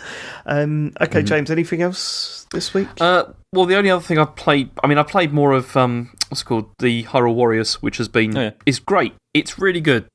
Sean, I really would recommend going back to it because it's great. I don't need to. I already know how I feel about it. That's why I confidently voted for it. Nominated Game of the Year last year. See, but no, Ash has started playing it as well now. Oh, cool. It's a shame. It's a shame, James, that you're not like. It's a shame that you haven't gone on the show and gone. Do you know what? Once I got past the 5 hour mark, it was racist. It crashed constantly. The frame dropping was insane. Or if it turns out I was actually 10 minutes away from the ending, and it's like, oh, so I did play most of it, but that's really disappointing. That's not as funny as my version, Sean. You know it. Go on, James. Yeah, Ash has started playing it as well now because his favourite streamer is playing it. So he's like, now he's into it. It was he was so he's absolutely into that now. And no, isn't his name like? Isn't he got a really average name, that streamer, Brian or something? Yeah, it's Brian. Yeah, it's Brick Show Brian. And Brian. Shout out to Brick Show Brian. He is good. He's good. I right? don't mind Brian at all. Like, I'll sit there and listen to him talk about doing his tax returns or the pizza that you had and stuff like that. It's brilliant. It's great stuff. It's really good content. I don't know if you've been sarcastic or not. No, I'm not being sarcastic. It's great. It's really good. Yeah. Because I'm still at that. Yeah, because I'm not engaged with that world at all. So I just every time you will be. Every time someone's like, "Oh, my 6 or 7 year old is like well into this streamer," I'm just like, "Oh, bet they're awful, aren't they?" Not like the sort of cool gaming stuff we watch. But in actual fact, why shouldn't any of them be cool? Some of them are decent. Yeah, as I said, I've got time for him. I mean, he's not my cup of tea, but I guess he's wholesome. The one you want to avoid is Ryan. Okay. Sean, if your kid ever goes, can I watch that video of that kid opening a toy? Just say no. It's the worst. Say no. It's the absolute worst. So no, you can't watch that. But Brian's great because he's just he's not like really over enthusiastic and he's just, I don't know. I think he's all right. I get on with Brian. Can we try and get them together? Can we try and get James to get in contact with Brian? I followed him on Twitter, and did you get a follow back? Did he follow you back? Yeah. No, he didn't follow me back. Shame. Although we had bought merchandise from him, and we got Asher a mug, like a Brick Show Brian mug for Christmas, and he doesn't drink out of anything else now. He only uses that. Do you think Brick Show Brian's kids have got any TCGS merch? Brick Show Brian almost certainly does not have kids. He just hit 25. Oh, right. Okay. And that's old enough. And he's talking about his tax returns. Okay. He's freelance, isn't he? If you're a Twitch streamer, you've got the tax return. You're 25. You're not going, I'm going to have a good old chat about my tax return. He's filling a lot of airtime, and he's got a good turn of phrase. I've got a feeling that Brick Show Brian is James Farley if he started podcasting in his late teens. Oh man, that would be good. Just start talking about stuff like that. I'd love that. Yeah, good. But anyway, Hyrule Warriors is good. It's still good. I'm still enjoying it. I'm about 15 hours in, I think, now. Cool. And but it doesn't feel like I'm coming towards any sort of end. And it's great. Did see that video you put up of the map just going, here's 40 odd icons. I'll be honest, every time that happens, my heart does sink a bit. Like, it comes up and then it's just like, I am enjoying this, but it's just a bit much. You open this map and it's just like one thing after another for ages. Does Brick Show Brian have like an intro to his videos? No, don't think so. He just starts up and goes, I'm playing Mario. He's like that anti-YouTuber. That's why James loves him. I love that. Please do not like or subscribe because it's too much effort. Who cares? That's Brick Show Brian. I'm going to have to watch some of his stuff. You should have a look. He's good. Anything else? The other thing I did is I finished the Labo robot. Hey. How many years from the date you bought it to finishing it, to finish building it? Sell by date. It's all when did it come out? Rotted. I mean, James, 4 months ago, you text the group to say, I've started building the robot. 4 months ago. It wasn't 4 months ago, it was Christmas. I started building it at Christmas. It was before then. Go on. It was not, it was Christmas. Cool, it was Christmas. Yeah, so I've had it for a long time. It's been sitting there, and then it was half finished for a while because I started building it at Christmas, and then I stopped. At Christmas. And then Chen was getting annoyed because it was just laying around in bits of it, and we had to keep moving it all the time, because it was on the dining room table, then it was on the floor again, and it was she's like, look, what? There's all these cables and stuff attached to it. It looks awful. Please, can you just finish it?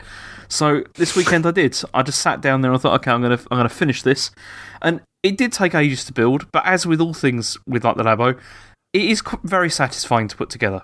I did enjoy doing it. Yeah, it's a really nice feeling putting everything together. And actually, the robot it's not complicated at all. It compared with some of the others, like the piano is significantly more complicated to put together than the robot was. Really? It's just that the thing with the robot is there's so many it's so big, and there are so many sort of parts. It takes longer because you've got a lot more folding. But in terms of having to be careful and all that kind of thing, it's much easier. Trouble is though, is that by the time I'd finished it, I didn't even really feel like playing the game part. Because I just thought, I've done this. I've succeeded. I've done the fun bit. I don't really care at all. And Asher wanted to play it, and then so did Rachel, and they played it, and they enjoyed it. They thought it was quite good. But I mean, I had a go because I took a picture of me having a go, and I just don't ever really get on with it because the game doesn't, they don't really have much depth, and they really are just tech demos. Yeah. That's all they are, and it's like the enjoyment out of Labo comes from building it, not really from playing the stuff. Yeah, 100%. Because the stuff is really sort of throwaway and not amazing or anything. Yeah, it's like Lego sets. You don't sit there and play with them afterwards, do you? Like Harry's already dismantled and rebuilt his Bowser's Castle about 8 times. Yeah, it's it's all about building the things. But that's the problem though, isn't it? Because like with Lego, you can do that. Like you take it apart, you can build other things, you can do whatever. But with this, once you've built it, and then this is why I think it does need like sort of better software, really, like for it to really gain traction, because it just is too gimmicky, isn't it? That's the problem. Of course it is. And that's the thing. And if it was cheaper and stuff, I think it would have sold. I mean, more. I think. That's the thing. I think you were spot on, like when we were first talking about this, where it's like if they'd have released like smaller packs for like 15, 20 quid or whatever that did something, that I think they would have flown off the shelves. I think people would definitely have gone for that. But putting out these big, huge packs that take ages to build and all that kind of stuff, and once you've done it, there's not really much of a game there or much to really do with it. It's like, what's the point? And it's the same with Mario Kart Home Tour, whatever it's called. It's it's fine. Mario Kart and Live, isn't it? Yeah, home circuit. Yeah. Okay. It's fine. Like, but it's the building the track is the fun bit, and you sort of thinking, you put a gate here, make it come round this way, and then you cross, loop round here, and figuring out fun like obstacles or things you can put around the track, and then you race around it a couple of times, and you're like, that's sort of it. That's fine. Yeah. And then it's dismantling it, and then in another few days you might think, let's build another one. And it's the building that's the fun bit. And with Labo, like I still defend the use of cardboard. I think it makes a lot of sense because, as we all know, the amount of plastic you throw out when you've got kids is insane. Yep. So absolutely no issue with it being cardboard, but smaller kits would have been very cool, wouldn't it? Yeah, for sure. And they might come back to that at some point. I don't think the idea's dead. I just think they need to go away and work out how they can use it better. Yeah. It's a shame what happened to it. Like, it sort of just come out and no one bought it, and then they tried it again with the vehicle kit. And I think it did pretty well. Like the initial release, I think did pretty well. But then I think it cooled down quite quickly. Like people didn't really seem to be that bothered about it. And people I've still got the vehicle one to. I've still got the vehicle one to build at some point. It's I do think Isaac would fucking love the vehicle one. So if I ever see it cheap, I'll definitely grab it. Well, let's have a look. Because they are quite cheap compared to when they first come out, right? I got the vehicle one for, I think it was 30 quid. Yeah, because it was discounted. That is definitely okay. Okay, so currently on Amazon, the VR one is 36 quid. That wasn't bad. That was decent. Was it not? For a quick go. I mean, it was bad in terms of VR, but some of the games were right. Yeah. Nintendo, the robot kit is 60 quid currently. The vehicle kit is not for sale. Oh shit! That is not for sale right now.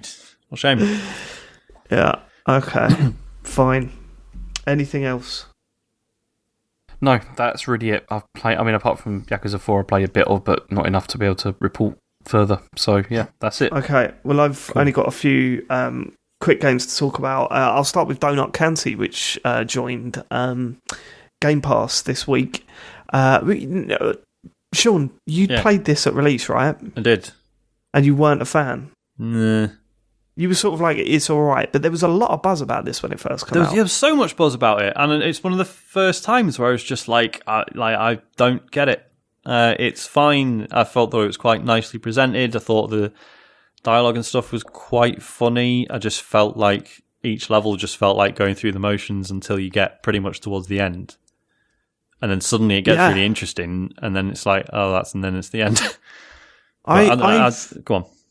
I really loved it. I thought it was great. Okay. No, but this is what was interesting, because after I completed it, I was like, I think if I'd have bought this at launch based on all the buzz that it got when it was released, I think I would have been disappointed with it. Yeah. But the fact that I just turned it on, played for it over the weekend, it had a few chuckles in it. It was quite relaxing to play because the music was nice and quite satisfying, working out the very simple puzzles to clear each stage. For those of you that don't know what Donut County is, it's sort of like a sort of a puzzle toy thing where you control a hole in the ground, and the idea is that every time something falls in the hole gets bigger, and eventually the hole's big enough to start swallowing buildings and stuff. But sometimes there's little tricks to the level, like maybe you need to fill the hole with water and do something with the water first before you can get access to smaller items, and then making yourself bigger that way. But me and Harry just sat there, sort of glued to it, and passing through these levels and giggling at the dialogue between each level. I thought it was a great little game. But yeah, I can totally see why you were like, what is the big deal about this? Because, after I finished it, I thought, people were saying this is something special, and I didn't really think it was anything special. I just thought it was a nice, relaxing way to pass the few hours over the weekend, because it is quite short. Yeah. And if I'd have paid like 10, 15 quid for it when it first come out, I'd been like, what is going on with people? This is a bit weird. But no, I really enjoyed my time with it. So if, like me, you've always wanted to check it out and you've got Game Pass, then it's on there now. And I think the announcement of that coming to Game Pass was quite muted, actually, because there were some other games that were sort of pushed to the forefront of that announcement. But Donut County's on there, and it's worth a little go, especially if you've got kids, because there's nothing... I was going to say, like, as soon as you said that, I was like, to be fair, playing that through with Isaac would probably be quite funny. I might give that a go. It. Yeah. Just watching things fall in and stuff. Although Harry experienced his... is it a spoiler? Harry experienced his first jump scare with it. Oh, no. Do you know what bit I'm talking about? I can't think which bit, so I get... Yeah, there's a jump scare in it, and he was absolutely gutted that he experienced that. Because, that's not something he's seen in video games before. Next stop, PT. And the other game I've been playing is... When I was sitting there, I think it was after Game's third or fourth drop for the PS5, and I got into the queue, and then I had 5 minutes left before it was my turn to buy one, and it come up with the symbol, like the sign, "We've sold out now," and then the queue just zooms forward and you get booted out. I was like, I was really fucking angry, and I thought, right, I'm just going to buy a new game for the Xbox. So Hitman had just come out, and I thought, do you know what? Why not? Yes, mate. And my word, I'm so glad I did. I mean, I remember I didn't play much of the first game. I think I bought like the first level, and then I didn't bother buying any others because they did it piecemeal, didn't they? They did, yeah. They went one episodic level with the first one, and it was interesting because they basically found out that like most of the sales still came from people just pre-ordering the full thing right off the bat. Right, okay. Yeah. So I didn't play too much of it, but I enjoyed what I played, and I never played Hitman 2 for whatever reason. But I'm so glad I've started playing this one. It's just that first level is such a good introduction back into what you're supposed to be doing and all that sort of stuff. It looks incredible in places. And this was before ray tracing. They're adding ray tracing to it on the Xbox. Yeah. So that'd be I'm surprised it didn't launch with it, because it is badged as a optimised for Series S and X. That's right, isn't it? But yeah, my only concern is though it looks great in 60 frames. Like going down to 30 again is going to be a bit of a struggle. So maybe I won't do that. You've got a choice, I suppose, haven't you? Is it 60 frames on the S as well, or is it just on the X? It's like that. I believe it is. Yeah.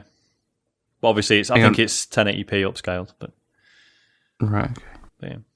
But you're writing this down, James. What was that? No, because I was just thinking about it. I mean, I finally downloaded this because I was going to play it over the weekend, but I started downloading it on Friday, and then on Saturday I checked in, and it hadn't finished downloading, and so I was like, this is. Have you got yours on standby mode? Yeah, I switched it to standby mode, and then it does it much faster when you do that. Have you closed down the apps that are open? Like the stuff that has got encrypted. Yeah, do that. Some seems to it goes like See, for mine, I look at my download speed and it's 30 megabytes per second. If I close down the games that are suspended, then it goes up to 200. So it just like shoots past it. That's probably what's going on. So make sure you do that. But yeah, so the first level is the one set in a skyscraper, right? Mm-hmm. Dubai. And what was really interesting, if you've not played a Hitman game before, it's kind of really well done. Like, they've refined the different ways you want to play that game, like, incredibly well. So I just went off and did my own thing, and John followed the story, right? Okay. And by the time we finished, John was saying, I'm a bit disappointed because it felt like I had my hand held throughout the whole mission. And I was like, but I had all these amazing moments where I nearly got caught doing this, and then I had to work out how to get this character into this specific spot so I could activate this to do this, and all this sort of stuff. And piecing it all together was really exciting and tense. But once I'd completed the mission, it come up with all this stuff that I could have done, and I was like, oh man, I felt like I barely did anything, really. And because there was only a few of the pictures were in colour and the rest were in black and white. I mean, that's standard, though. I guess, but it kind of felt like, because my main focus was assassinating the two targets, I went directly for that goal. Yeah. And so I wasn't following other characters and talking to them and doing bits and pieces. I was literally just like, how do I kill these people in the most discreet way and get out of here as quick as I can? Which was fun, don't get me wrong. So for the second mission, I started following the story, which I am so glad that I did, because that is not what I expected. So the previous times I've followed stories in Hitman games, and this hasn't obviously happened a lot, it's kind of been like, you've heard that there is dodgy wiring on the back of the stage, and if you disguise yourself as this technician, you can approach that wiring with the right tools, and it's like, okay, so I'll do that. It works. He's dead. I can leave, right? Whereas this one, it's kind of sent me down this path. I don't know how much I can go into it. Have you played the second mission yet? Sure. Yeah. Right, okay. Can I talk about it? I guess I can, right? Without spoiling it for others, I don't know. Okay, if I'm going to... Potential spoilers coming up, but very, very light spoilers, I would have thought say. That, yeah, without playing it, it's probably going to be so out of context that it's not really going to stick. Exactly, so I think, exactly. But if you're obsessed by it, fast forward like 5 minutes or whatever. So you start the mission, and it's in a stately home, right?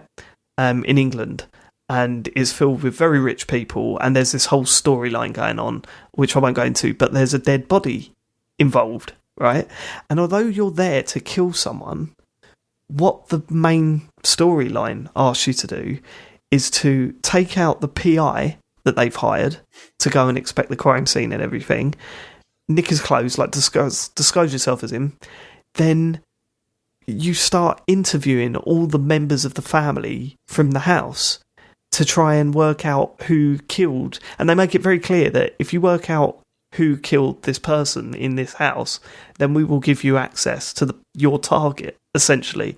So you know that by the end of it, you're going to be put in a situation where the target's easy to kill, and you can just leave the scene. But at the same time, you're wrapped up in this weird murder mystery and hearing all the stories of all these characters and all this stuff. And it's hilarious as well, because the PI has been walking around the mansion for a while by the time you take them out.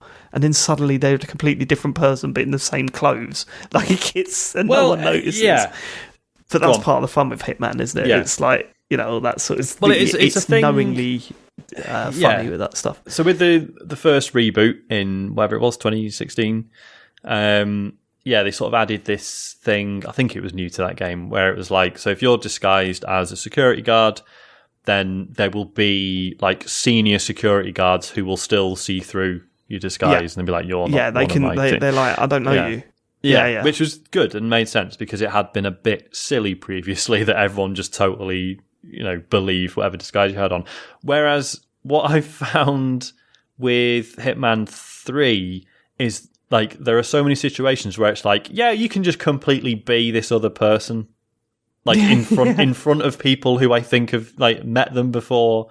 And and it shouldn't be convincing at all. But as you say, it's, even though it's sort of in some ways going against its own rules, it's funny. Like, it's fun enough. It's part of the comedy. It's part of the comedy, isn't it? Like, I mean, they still have that mechanic where senior members of staff will notice that you shouldn't be there, or won't recognise you and will raise a flag or whatever. But it's got that stuff where you can just literally take the place of someone for a bit, and that's, that was in the first level. That was in the Paris level of Hitman reboot, right?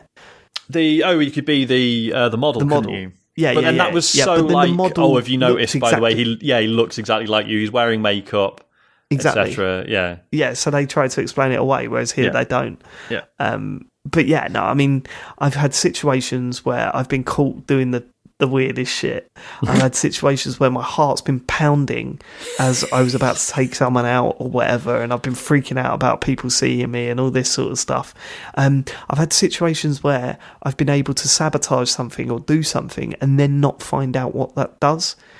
And it's made me so curious. So the idea, what I plan to do is go through it, assassinate and move on to the next level, keep doing that, and then go back and start mucking things about, and testing the systems and digging into the characters and the stuff that's in there.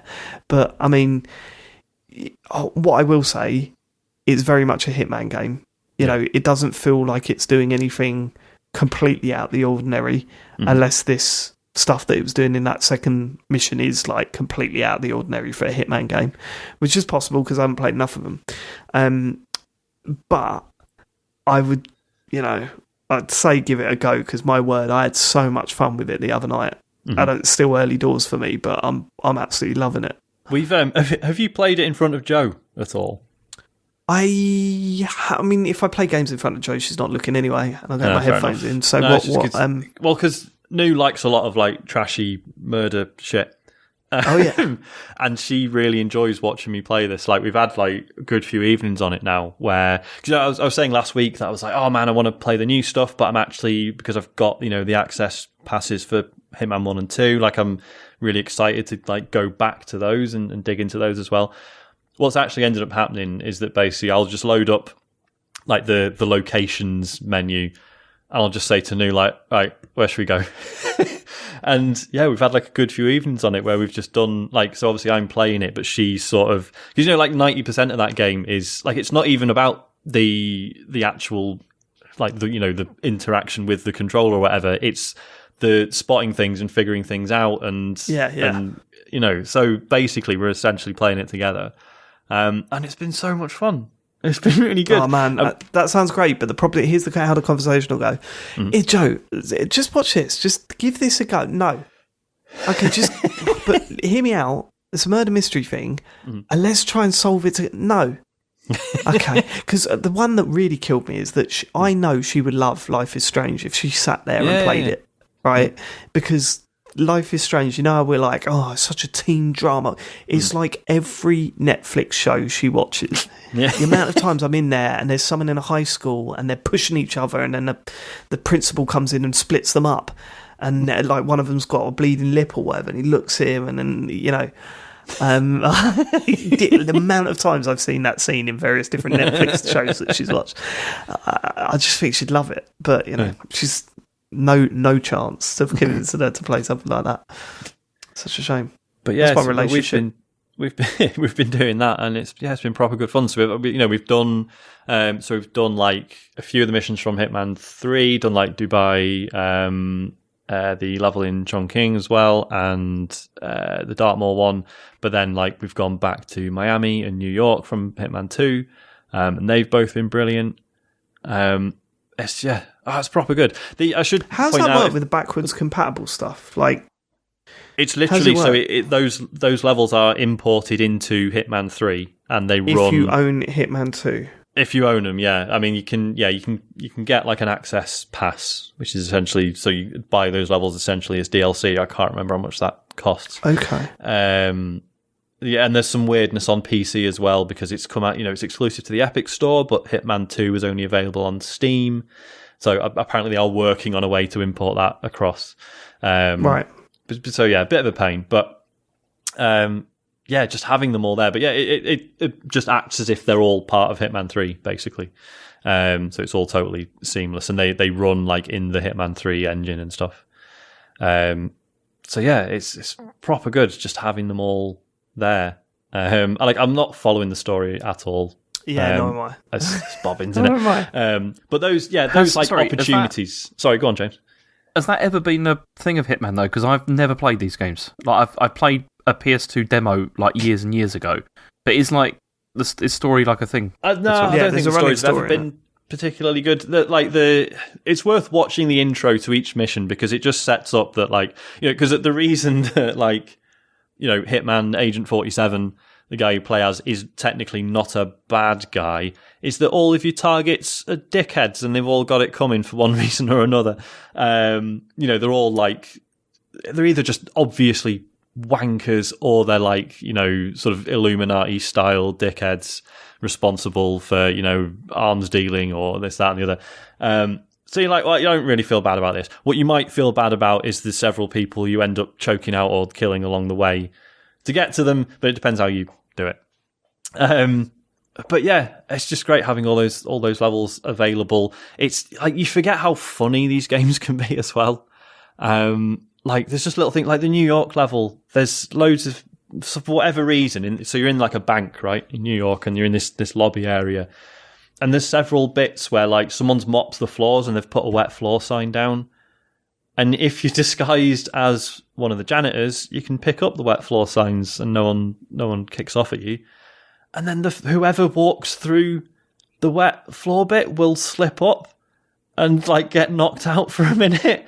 And we were just doing that for ages and just, like... So, like, picking up a wet floor sign and then going around the corner to the toilets and letting a sink overflow so that someone hears, like a security guard hears the sink overflow and runs around, slips up in the fucking water. That didn't get old for about 10 minutes. It was great. And I should point out this. So there's the opportunity stuff, which is, yes, you'll overhear a conversation and then it'd be like, bing, here is a way in to the mission, like, here's a like a scenario that you can follow. You can turn those off. Like, they still happen. Like, you still hear the conversations and you can still follow the route, but there's no, like, HUD icon for it and stuff. But I mean, it's up to you. It's how you want to play it. Like, the way like Dave's playing it is totally valid. And as you say, you get to the end of the level and you'll only have no worries. You'll only have like, ticked off maybe 4 or 5 of the sort of potential opportunities that were there in the level. But that's standard. Like, you're meant to be able to go back and just rinse them like over and over again. And then eventually, it'll get to the point where, well, theoretically, it'll get to the point where you can do the level without ever changing costume, without anyone seeing you, or knowing what's happened. Like, that's the goal. Which is why the episodic thing sort of worked, because it was like, right, here's a level, everyone rinse it for a month or 2 or whatever, and then the next one would come out, and then everyone would be talking about that instead. And yeah, it's and like those games like 100 Heroes or whatever.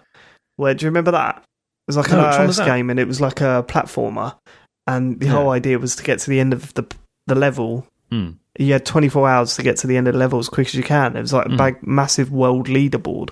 All right. And it was like really, you had to try and really nail each jump to keep the speed down, keep the speed up to get to the level as fast as you can. But it was that one level throughout the 24 hours, and then the next day you get a new level. And the good thing about that is that you just knew that level like so well by the end of the 24 hours. You knew exactly when to jump, how to jump, It was all that sort of stuff. So drip feeding you levels for a game like Hitman seems perfect.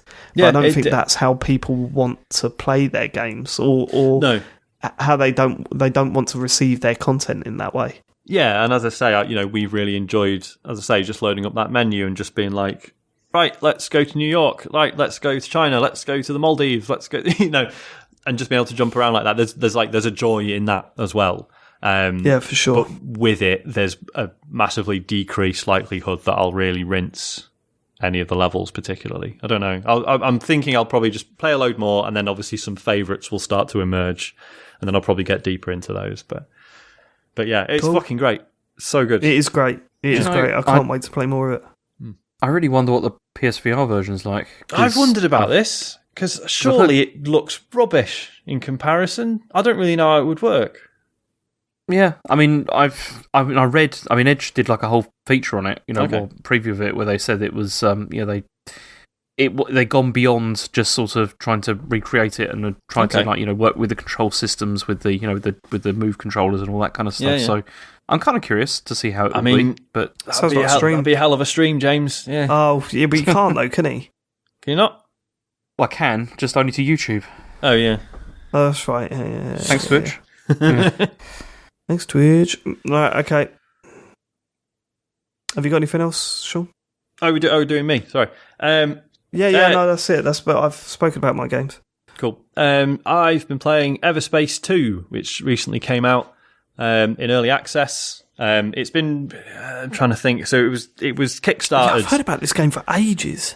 Well, yeah. It was kickstarted ages ago, and I think there's been backers have had access to various sort of in progress builds for the last must be about a year or so, because it was I think it's supposed to be out in September last year, and then because E3 or Gamescom, an event got cancelled, and they sort of said, look, we were supposed to have a weekend full of pitch meetings with potential financiers or whatever. So then it got delayed once, and then it was supposed to be out in December, and then the Cyberpunk delay happened, and they just said, look, we're just going to get out of the way because what is the point? So it slipped to January. But it's still early access, and you can sort of tell it's not just for the fact that on the main menu there's a big fucking banner on the top left saying early access and yeah, the build but number and even stuff. though it's early access, I bet it runs better than the game that they moved out of the way for. Well, yeah. It looks and runs beautifully. So I've not explained what it is. So it's a space flight sim. The first Everspace was a roguelike where you were sort of making your way across the galaxy and, upgrading your ship, and, shooting pirates or whatever. Whereas this is, it's like a structured story based thing, which is interesting because we saw this with, Rebel Galaxy Outlaw that came out last year. Yeah, it was last year. Which, the previous Rebel Galaxy game was a roguelike, and then Rebel Galaxy Outlaw was a story-based thing. And I guess it's that sort of progression where, That wasn't last year, though, was it? Rebel Galaxy Outlaw, I'm sure I played that a couple of years ago. The first Rebel Galaxy was years ago, yeah. But that was the space game where you could only go forward, backwards, left and right? Oh, no. Was it? Surely not. Maybe. Oh, I can't remember. All right, continue. Sorry.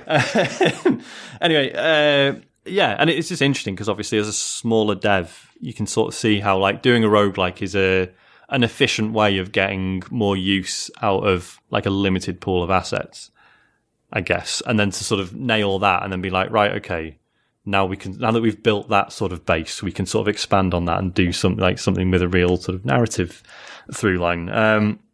So it's interesting that this and Rebel Galaxy have sort of followed that same route, I guess. Yeah. In terms of it being early access, I've had a couple of very minor bugs, just things like when you're in the menus, switching to the map sometimes takes a couple of seconds, whereas the rest of the interface is really slick, so that sort of sticks out quite badly. And I've had a few cutscenes where the dialogue's not there, so there's someone just reading out. It's just, just this one woman's voice saying and now he says this and then they do this and then, but fine, it's not finished yet. But yeah, I'm proper enjoying it. It's the ship controls are really strange because, obviously most space flight sims, the ship basically controls an aeroplane, in that you've got an amount of thrust that you sort of, move up or down, and then you're sort of pitching and rolling or whatever. Whereas this is basically if it was a third-person shooter, but you're floating in space. As in, so your right stick is to look around, your left stick is to slide left and right and go forwards and backwards, and then you sort of click the right stick into that and then tilt it to roll. Which initially is weird because you're sort of going yeah, but this isn't anything like what a spaceship would handle surely. But it works because it just means without really thinking, you can do loads of cool maneuvers that would normally be a pain in the arse with traditional, space flight controls. In Star Wars Squadrons, it makes a whole thing of teaching you how to do, I forget what they actually call it, but essentially a handbrake turn. And in this, that wouldn't need a tutorial because you just I'll just pull back on the left analog stick and turn around and then push forward and hit the boost button. It's, I'm fine, I don't know. That's what I was hoping that game would be, actually, Star Wars Squadrons.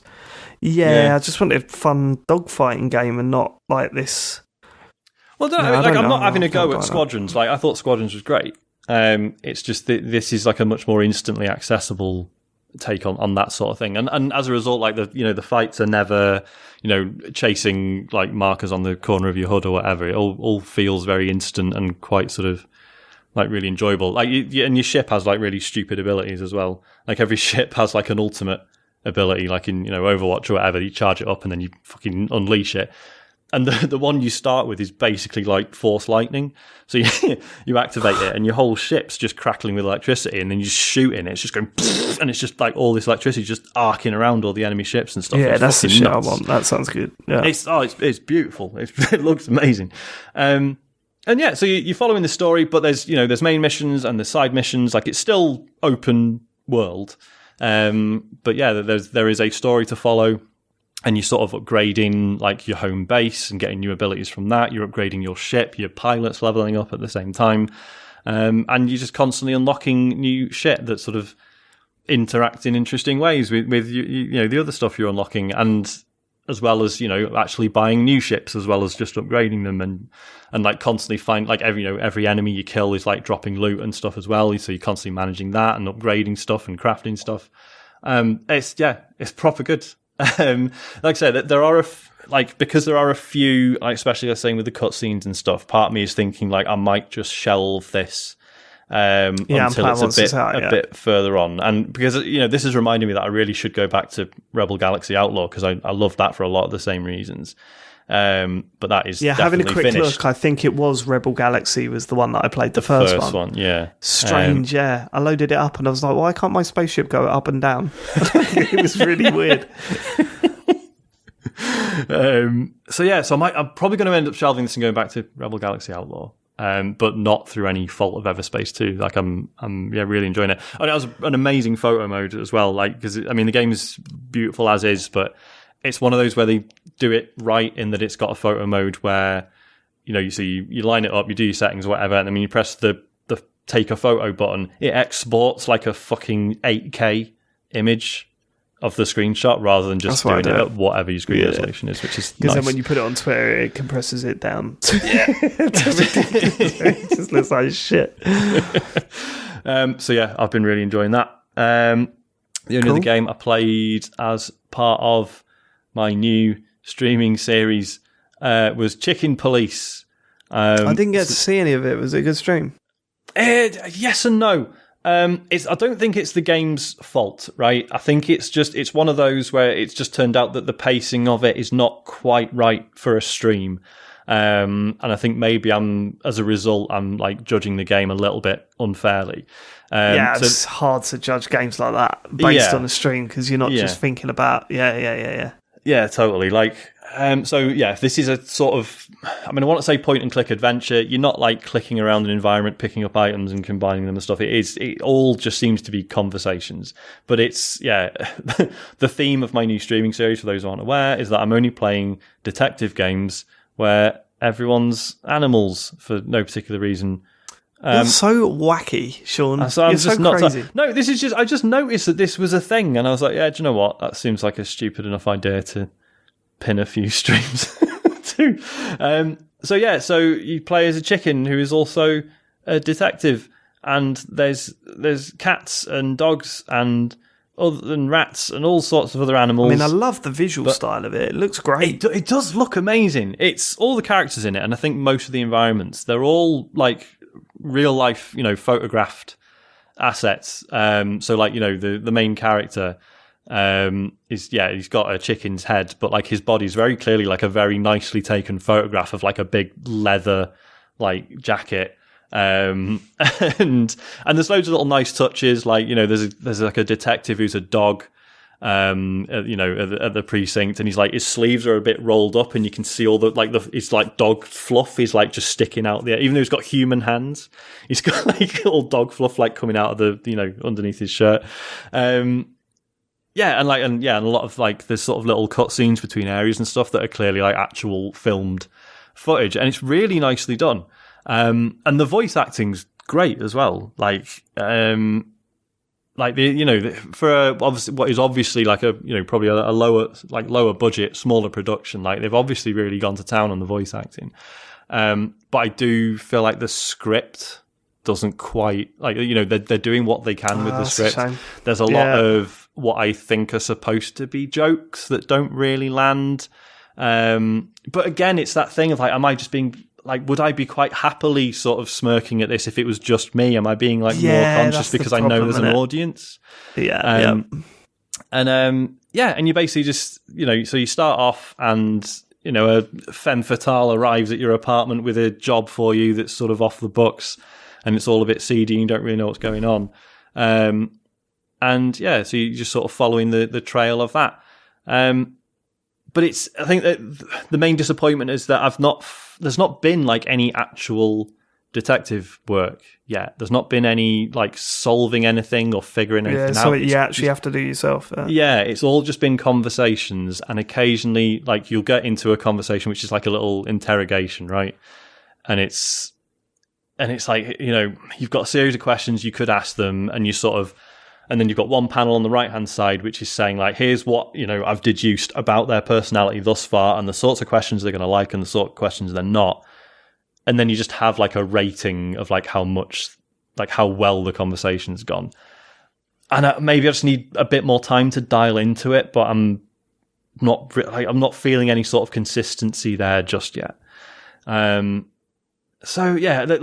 love enough of the things about the presentation to sort of persevere with it for now, and I'm hoping that the central mystery gets a bit more intriguing. And I've warmed to some of the characters, but they've all been the side characters. I don't really like either of the main ones so far.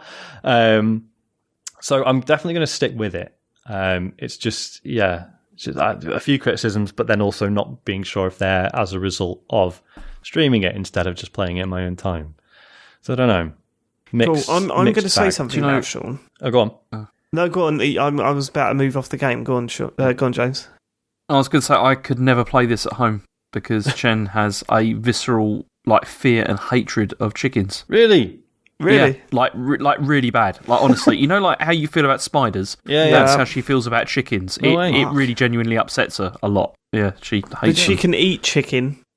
Right. Yeah, you eat them, no problem. Yeah, I can't eat a spider. Do you eat spiders? No. Okay. What if it was not do that? Professionally butchered?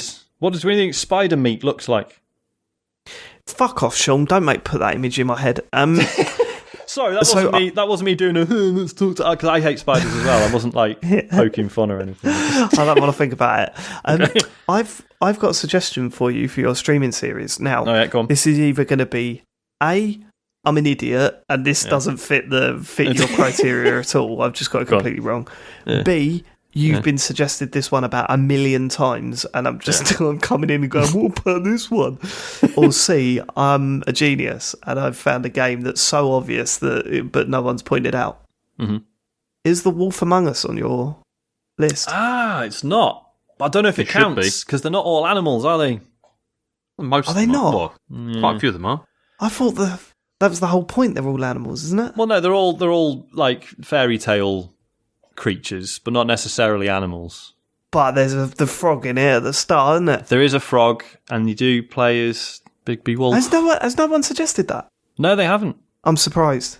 I've played most of the first one, but it was on the Xbox 360, and it was when all the Telltale games started breaking down. Wasn't there 5 episodes?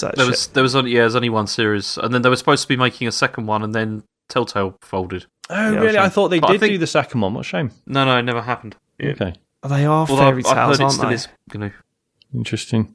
That would be a good one, because I remember that being really fun to just watch. Because that was the thing, with Chicken Police, I was like, I don't it might not matter how engaging it is as a computer game, because I'd seen the trailers and I was like, oh man, there's loads of really cool voice acting in this. This could be totally enjoyable to just watch with everyone else, but it's just been a bit slow. You are talking to a guy that spent an hour and a half on a fishing game on Saturday night. But then at least that gives you room to entertain everyone when there's nothing going on, right? It didn't, because I thought it was going to be, I could plonk my fishing rod, set that, cast that, and then I could just leave it there and chat to the chat. Yeah. But instead, you have to. It was one of the ones where you have to read it in constantly at a certain pace and hope that fish bites. So, about my third cast and not getting a fish, I was like, Oh, right. So I literally have to look at the TV screen all the time. I can't. I mean, in between like casting, I was chatting, but it was I don't know if that works as a stream. People seem to like it, but it was it's, what a weird audience. Do you know what I mean? Because those games are successful. People love fishing games. Yeah. I just like imagine playing that all the time. Really odd. Full of microtransactions as well. Do you like a green puffer jacket? Does that green puffer jacket look better than the black one you've got on? You're going to have to pay for it. it's mad. But there you go. Okay, all right. That's what we've been playing this week? That is what we've been playing. Cool. It's time for some questions. Questions. If you want to send us a question, visit tcgs.co/Dear TCGS. Someone who did that no less than 4... Right, this might be an issue with the form or the sheet or something, but this question appeared 4 separate times on different days, different times. It was hourly at one point, wasn't it? It was. And it was, this is from Nathan, and he said, which 5 guys would Sean fuck? So Nathan, if you did submit this 4 times, I know you're absolutely dying to find out. It'd probably have to be, Tom Hardy, Luke Hemsworth, not the most famous of the Hemsworths, but I thought he was very good in Westworld. Thought he was good. Is that what gets you going? Good acting. Yeah, he's the underdog. All right, okay. And then, for the other 3, it can just be potluck from, the cast of Bridgerton, basically. I thought you were going to say Kane and Rince. I was going to say exactly the same thing, Dave.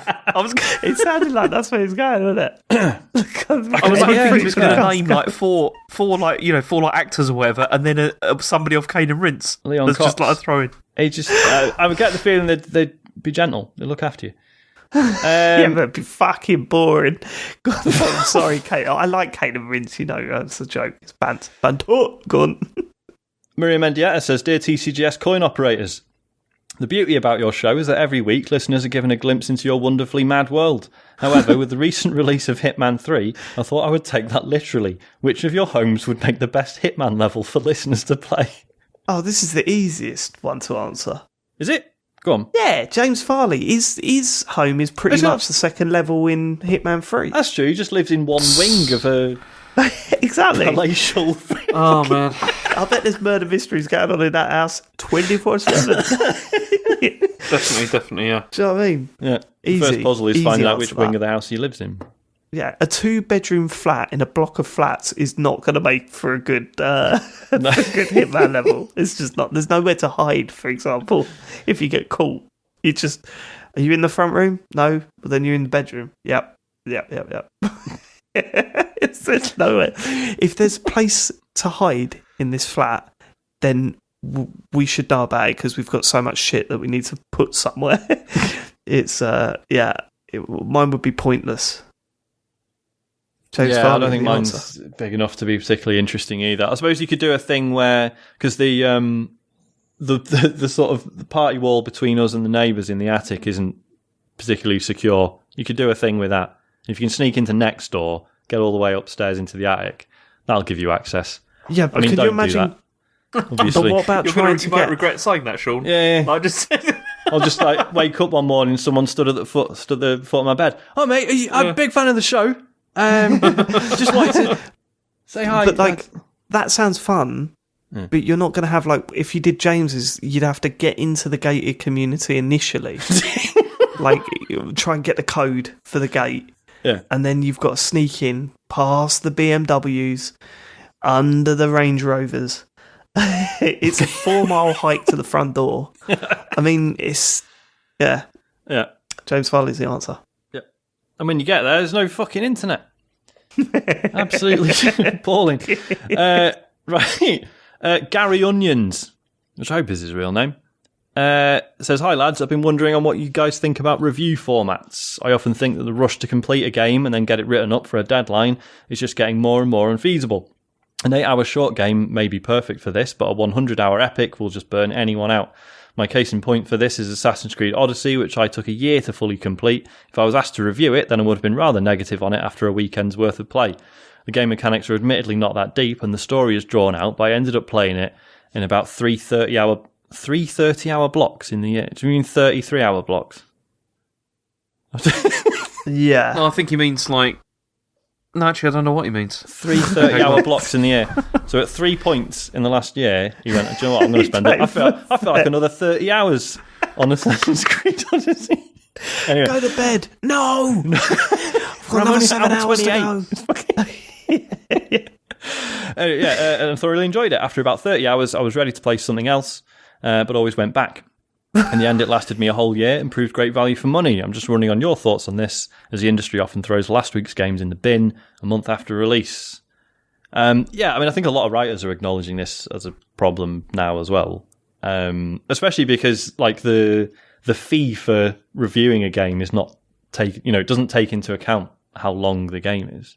No. And there are a lot of games that if you were to if it's like 80-hour plus game, if you factor that time in to the as worked hours, then you end up on like less than fucking minimum wage by the end of it. And like, obviously there's the argument. It's like, but if it's a game you like, you'd have played it anyway. And it's like, but not necessarily in the way you would have liked to. No, exactly. So going back to the original question though, and this is, it's probably harsh to talk about or whatever, but I don't, what do I think about review formats? I don't know what it is, but growing up, I used to love reading reviews. Love them. And now I don't. And I don't think it's me that's changed. Mm-hmm. I just think some of the reviews that I've read recently, maybe it's the style of writing, maybe it's the focal point of the reviews. Like, each review is trying to say something that's not about the game.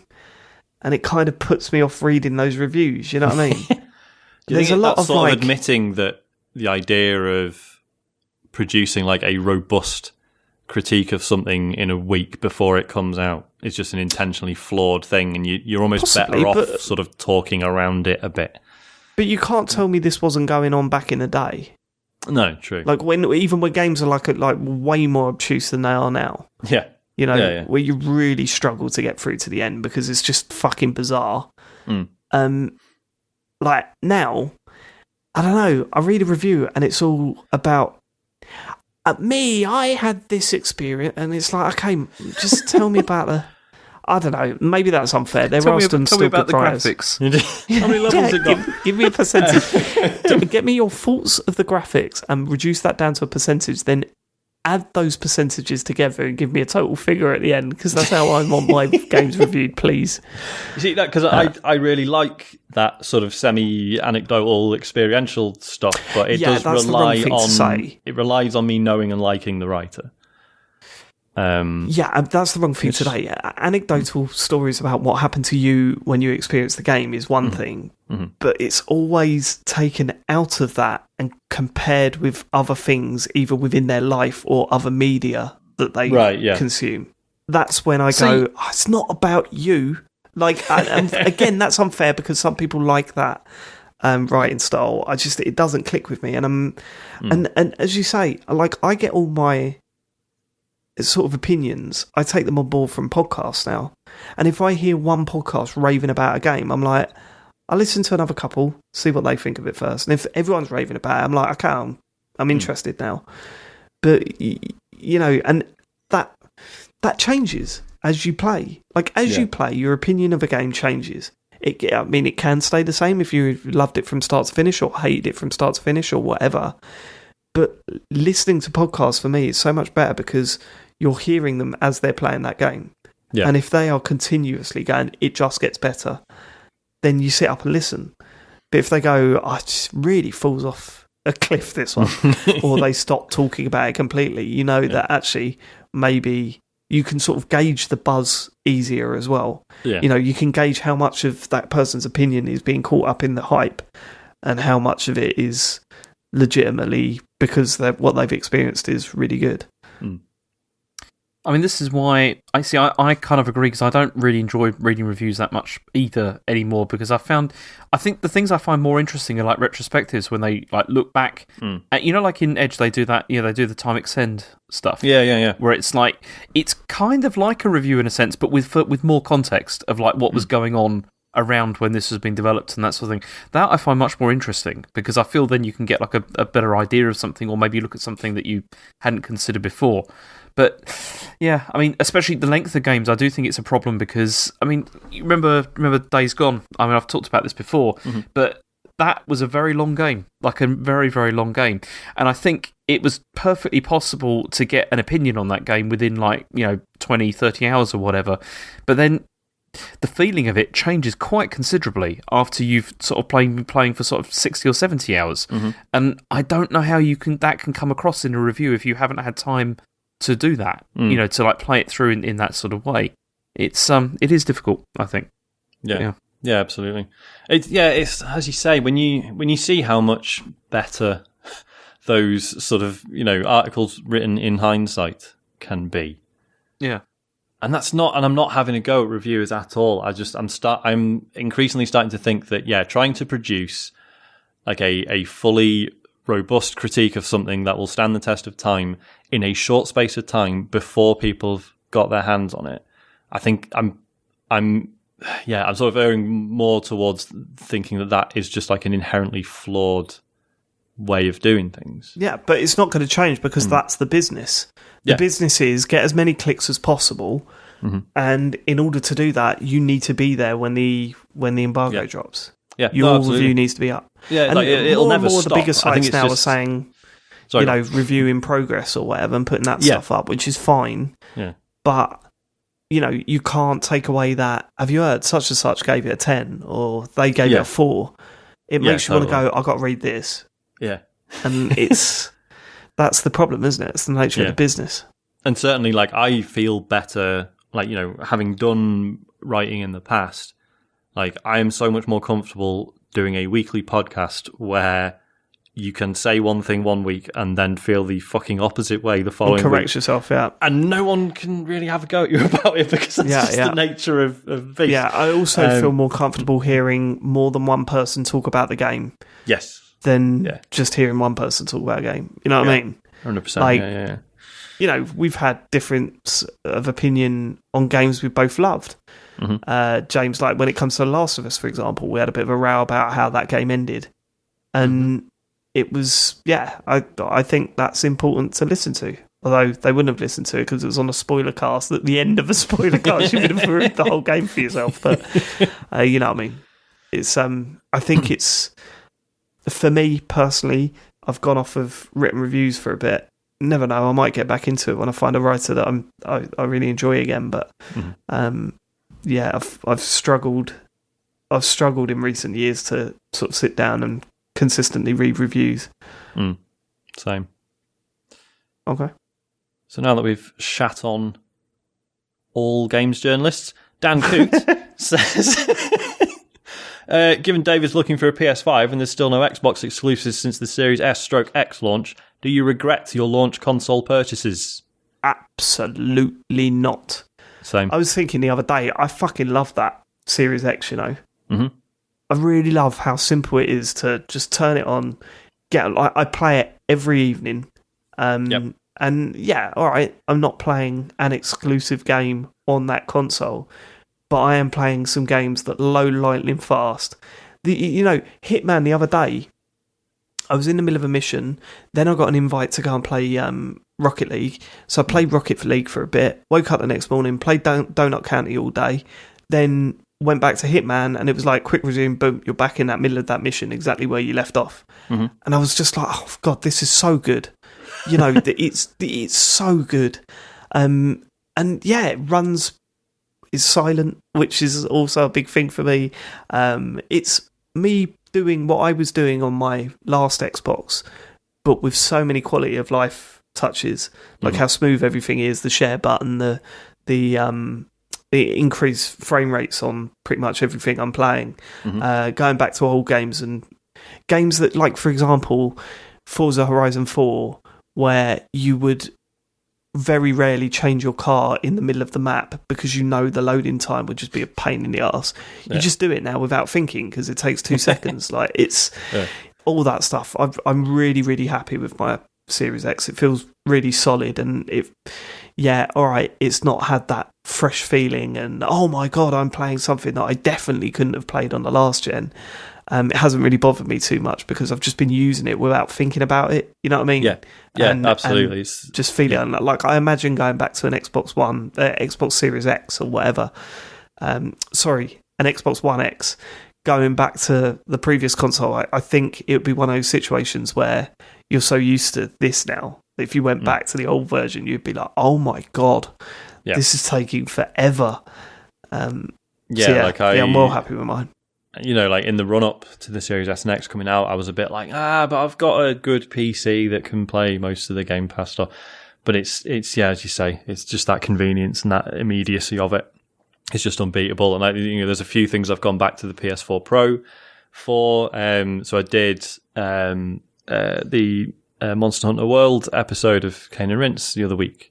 And going back to the Pro for that was fucking excruciating. I mean, the load times have always been bad on that game anyway, but fucking hell, it just felt awful in comparison. Again, it is technically an exclusive. It's not a new one, but I've been on Sea of Thieves like most nights, like playing it with mates and having an amazing time. Like it's like possibly becoming one of my favorite games ever. I had it on PC, but it just would not have been the same. It's that ease of access has been amazing. Obviously, I'll feel more justified when there is a big, cool exclusive. But yeah, just having it as this tiny, cheap or relatively cheap Game Pass box has just been brilliant. How about you, James? Yeah, I mean, I completely agree. I mean, I don't regret either of them at all. I mean, I don't regret the PS5 maybe slightly because of the noise that my one seems to make, but in general, I'm happy with the fact that I can continue playing the games I've been playing, and there's a few ones that have come out that I've been interested in. But the Series S has been the real surprise because I do really love it. I think it's a fantastic machine, as I said before. It's just so nice, and it's very, very good. Yeah, no regrets. A quick question. Actually, one question. Why do you play Call of Duty on your PS5 when all your friends are playing it on Xbox? Right, okay. Here's why. It's because sounds ominous. No, it's because this is a nuisance, and we had a whole thing with this on last Friday night because the voice comms are messed up, and that's what I was going to say. Annoying. Surely it's just easier to play it on the voice you just get jump in a party and stuff. So the series, well, no, because that's the thing. Because I even tried using, like the mobile app. Yeah, you just use that. Yeah, of course, yeah. Yeah, it doesn't work very well. It's terrible. Like the sound quality is really bad and all that kind of thing. No, the reason is because the PS5 I've got in one room that I'm like streaming from, like using that because it's connected to like the Ethernet and all that kind of thing. But the Series S is on a different TV, and at that time, like my daughter was sleeping in the room where the Series S was, so I couldn't like use that at the time. So I was like, okay, well the solution to this is going to be, I'll try and do it on the PS5, but it didn't work. It was dreadful. Right, so I'm just going to have to move it this time. Second thing, what was that stuff you were telling me about Sony using different parts of stuff, and that's why that's been the thing with the fan, because according to, I think it's like Tom's Hardware or whatever, when they've done like teardowns of it, there's different models, like different models have different fans that they put in there, and some of them are wider, like have closer blades than others. Okay. And it depends on which one you get as to how noisy it's going to be, basically. Shit. The fan, the extract fan. Yes, so there's no way that you can know when you buy it which of those you're getting. Like, you might get lucky and get one which has got the fan which is fine, or you might get not so lucky and get one where the fan is a bit louder, which is irritating. Why the fuck would they do that? And I mean, don't get me wrong, it's not a problem, because, once you've got a game on, it's not, when James is talking about it being a bit noisy, it's not PS4 Pro noisy. Like, when I'm streaming, you can't hear it. Like, it's not noisy like that. It's just... But it's the same thing as... like, Microsoft did the same thing with... They did with the original Xbox. Yeah, and with disk drives as well. You know, Yeah, like they did, use yeah. different manufacturers for different components. Like they don't just choose one manufacturer. So in this case, this is probably what happened as well. Like the fan manufacturer they chose was maybe they had many of them, and some of them were but better you've than others. created the ugliest console of all time to avoid And I'll tell you noise what. coming out of it or whatever, and now there's noise coming out of it. I'll tell you what. The other day I was looking at it and I was just thinking, I really actually dislike how that console looks. It looks terrible. Okay. Can we talk about this then?